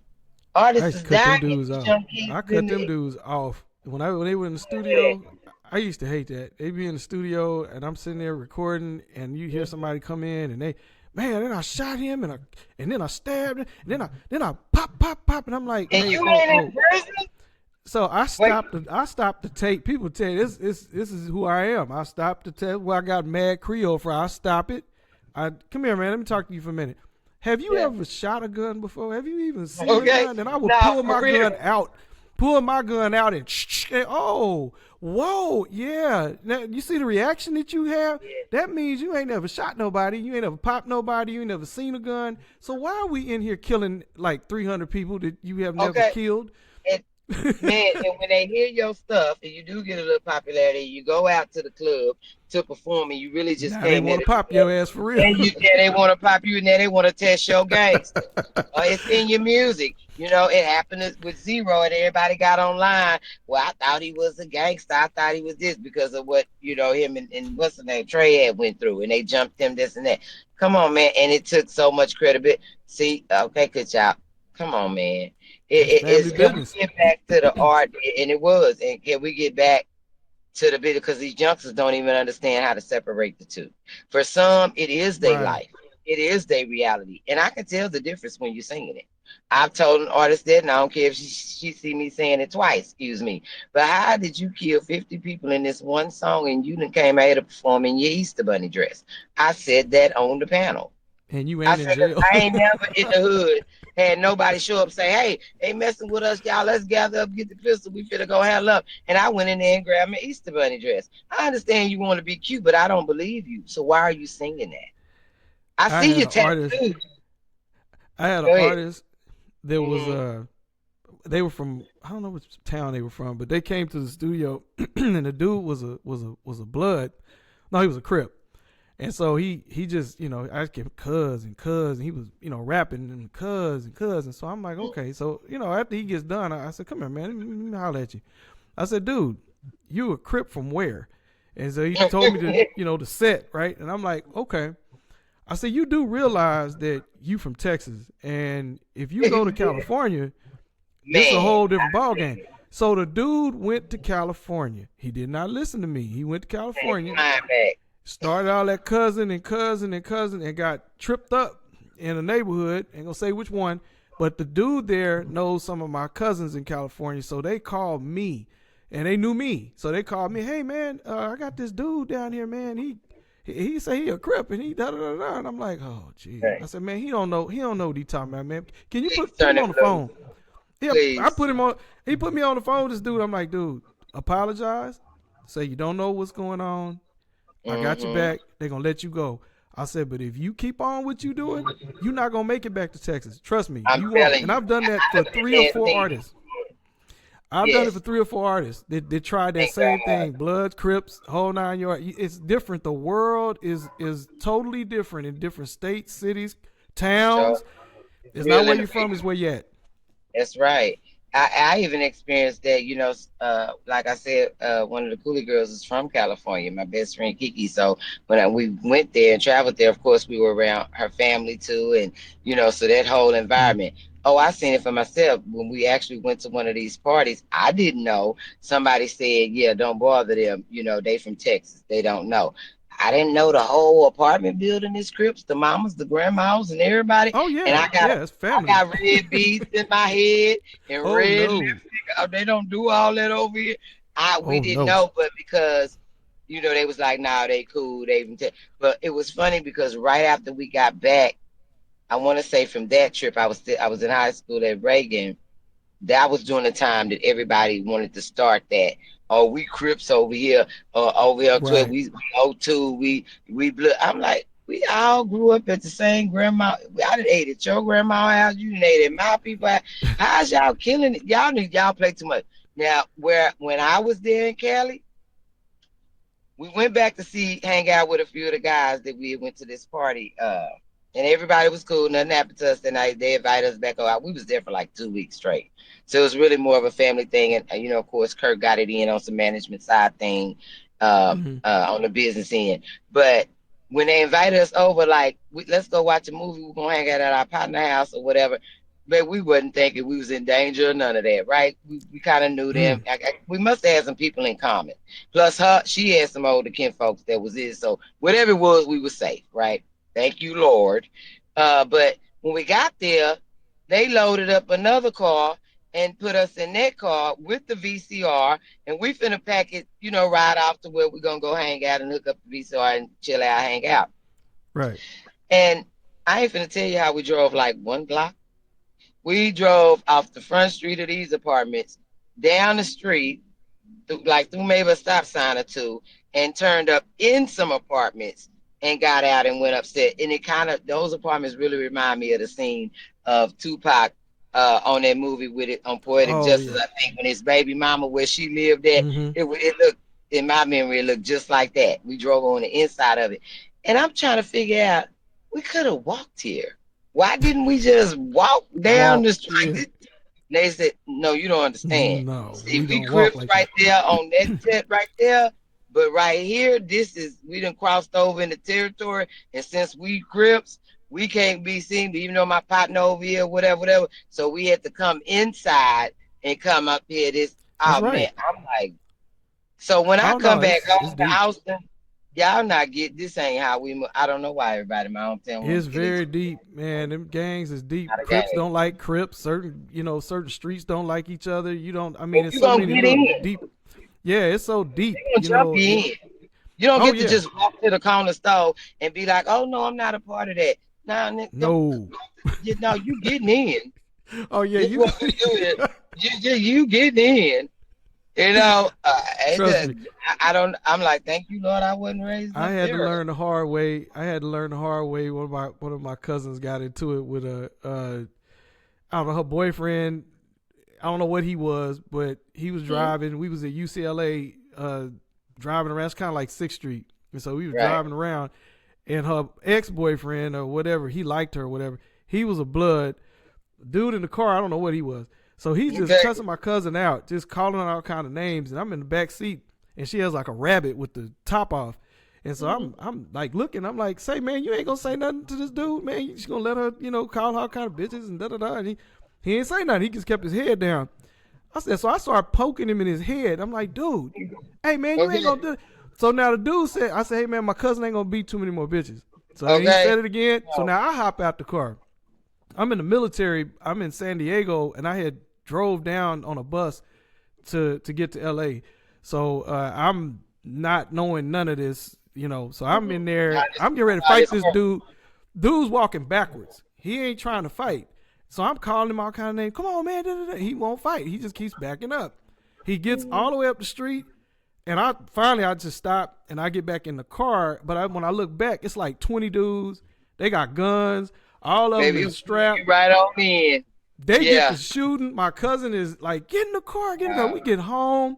She's from Long Beach, and so we get back to Long Beach, and actually they would snoop in them. They from their neighborhood, and so my other cousin, she is an ex gang member, but she's not anymore.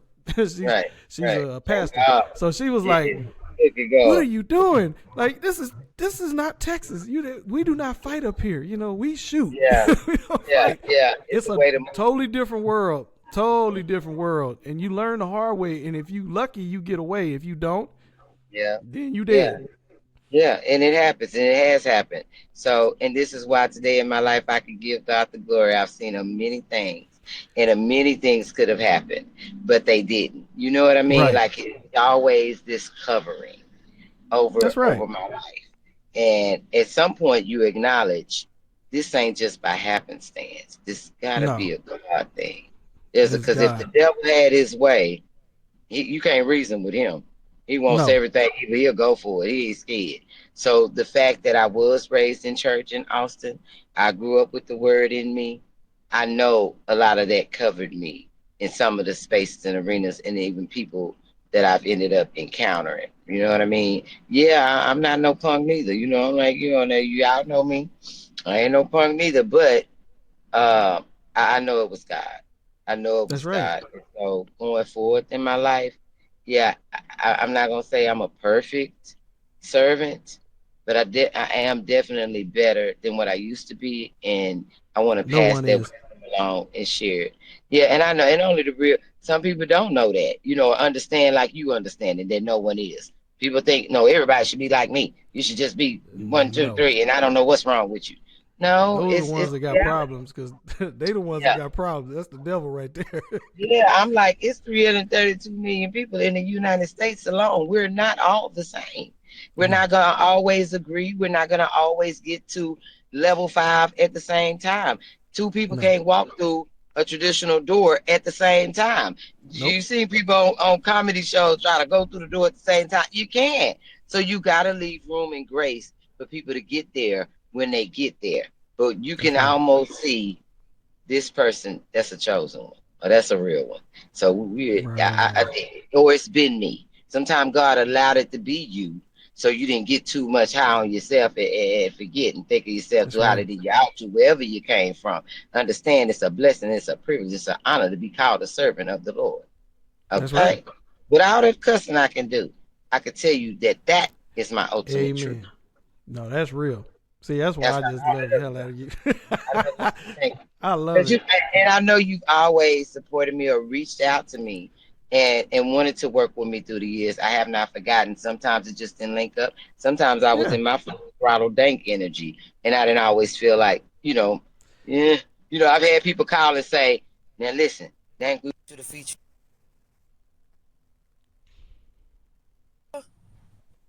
on Dank, the Dank. You don't want a little bit of Cooly Girl on it.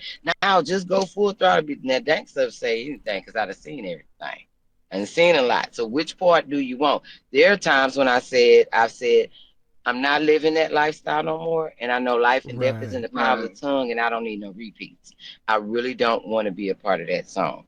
But you're perfect to be, and I'm like, okay, God, make it. You know what I'm saying? And I use it as a way to minister because one thing I understood when I was in the world of lost, baby, that phone going off. They want me, you hear me? Uh, I hear. I want to say this, and I won't keep you. I don't know how long your thing is, but the podcast. Mm. But I learned not to judge people because God allowed me to go through those spaces. I found out I wasn't as perfect as the Cooly Girls. Um, Mm. and I learned that I couldn't hear everybody. You Right. could have talked to me if you'd have talked to me. I'm gonna just pick out a year, 2002, and you tried to have the same conversation or just express, I'm concerned about you, this and that. I wouldn't have heard you because I'm out Right. here now. Because I don't feel like that's where you come from. I didn't know that side that you've even had some moments in your life where you done got into some things. That's not how I see you. That's not how I met you. So I have a Right. level of respect for you, right? So I'm in this world. This ain't for you, and you don't understand. It's what I would have Correct. automatically called. So what I have to say ain't for your project. It won't match. I That's understand right. that you want me as an artist in this time, but I'm not there yet because all I want to talk about is what I'm looking at. And that's just That's where right. I am. You see what I'm saying? I No, that had makes not yet sense. arrived to where I am. So for me, when I have went on and did the song, I have to think about the girl that's gonna hear that or the guy that's gonna hear it and it's gonna meet them where they at. I don't want it to meet somebody that ain't for them and God, you don't never want them to hear that and think that because if they really get to know me and follow me and see me, they're gonna see something different. And that's good because you're gonna find out, baby, she done saved by grace. I done gave my life to Christ. I'm on something totally different. I take courses. I'm going to school. I have educated That's myself. right. I have got back on the good ship lollipop. Okay. So when you have a proper conversation with me, you're gonna find out. Yeah, you might be like, oh yeah, you come from where I come from, the mud and all that. Yeah. And we can talk about that. But the reason why I still am and can be here to show up is because I had to do something different and it wasn't just a street grind. You know what I'm Evolution. saying? It was, yeah, and you need to know that. So yeah, so some of those songs are purposeful for people that it is for. You That's understand correct. what I'm saying? And I hope those that's the only people they get to on their journey of growth. Okay. And I if know, they right? pass by and they need a girl, watch your back. Wherever I said a song, don't let a nigga do you like that. If that's what I said, and it's for them in that season in their life, That's what then I that's hope what it is. they get strong. You know what I mean? And then you come out and then you hear my stuff after that, where I was delivered, and it kind of gives you some crumbs on the ground and know which way to go. You know what I'm Definitely. saying? I can't change the past, but and I'm not gonna deny my past. I don't glorify evil or wrong or none of that. But Mm-hmm. it's all a part of my testimony, and that's the greatest thing because at the end of the day, God gets the glory. Because if it was left up to me, you know what I'm saying, I'd be dead in prison, I'd be done hurt somebody myself and be gone, right? There you Something go. held me back and said, "Don't cross that line. Don't do it. Calm down. Don't do it. Don't do it." Because I could have very well been that person, Yeah. you know, and have crossed it. God just It just his wasn't. favor It was didn't on my happen. life. He didn't have it in the cards for me. It was for me to be here for such a time as this. And then Albert could hit me up and say, "Hey, I got a podcast. Come to I that." know that's right. Instead of me God is missing it good. and my howl over my head and I'm barefooted. Y'all know she out there on the corner at the sausage store. Can you believe it? Thank you, God. Thank you, Well, I God. tell you what, You know. we gonna wrap it up, but I'm gonna tell you what, I this was probably the most honored thing I've been wanting to do forever. I was like, this is it. I mean, this is like a number Yeah. one in my book. I had to get you on here because, like I You. said, it's your life and your story and everything about you. I knew a little bit about your life. Like I said, when I was out there in the world, I know a lot of the people that were out there moving and shaking, and you was Yeah. one of them that was moving and shaking. And I know that it's just like you said, everybody, sees things in different ways, and so I'm happy to catch you at this time, and that we all are still Come on. alive. We still, God is Gonna put still, it down. we You here could have with been God. like, yeah, you could have. I'm not to cut you off, but you could have been like, man, I ain't never messing with her again. I reached out to her a couple of times and she never came. So I can appreciate that you didn't, because you didn't even know. You know what I'm saying? It was never. It's never personal, and I can't No, explain it to everybody. I never had nothing against working with some people. It's just the timing, and my truth mm-mm. was my truth, and I probably wasn't ready to share some of that stuff. So, Like you say, sorry, I'm I cut I'm you off. I'm I in that. appreciate that. I am in that. I'm tough Yeah, skinned, and at the same time, I have to live that same life you do. People ask me to do stuff all the time, and sometimes I have to say I can't do it. It's not. yeah, And I have a life too, and you never know what's going on in my life. And like you said, I may not be in that space to kind of do yeah. things, or like you said, you catch me at certain years and certain times. Okay. It was real. I mean, I was not the person that I am now. I'm not the nice person that I was now. I have a Right. really bad side, and so Yeah. I try to keep that side from, Let them demons intersecting. rest. Yeah. Yeah, I didn't get this name for just because it sounds good. Mad Right. Creole is what it is. People know why I'm Okay. called that. So Yeah. you know what? Yeah. See, I I'm so didn't even happy know that that. you I came didn't even know. on. And For me, I saw you in a yeah, different light. Remember, I was younger. So yeah, I've always yeah. respected you in that light, and that's never changed. You know what I mean? And see, So, different people know me from different phases, and that's and exactly. that's and that's an awesome thing. Some people look at me and they say, "Oh yeah, you did that," and certain people look at me and like, "Man, I know you," and then I know, it's some I know. Okay, and so that's great. But like you Right. said, when they start intersecting, that's when it Mhm. get tricky. Yeah, dude. Yeah, dude. And then you go, which one I didn't navigate this thing? I said, baby, I gotta navigate this terrain right here. You know what I'm saying? So I am honored that you just invited me. So of course it was gonna be an automatic yes. I We can just tune appreciate it. in. Yeah, and I I appreciate it so much. appreciate being appreciated. The boys on the tank, ain't no never loving, man. When I be flousing while they lousing it, the boys gon' hate. Some boys be popping trunk, but I be popping tailgates. Trophy trucks, and no boy.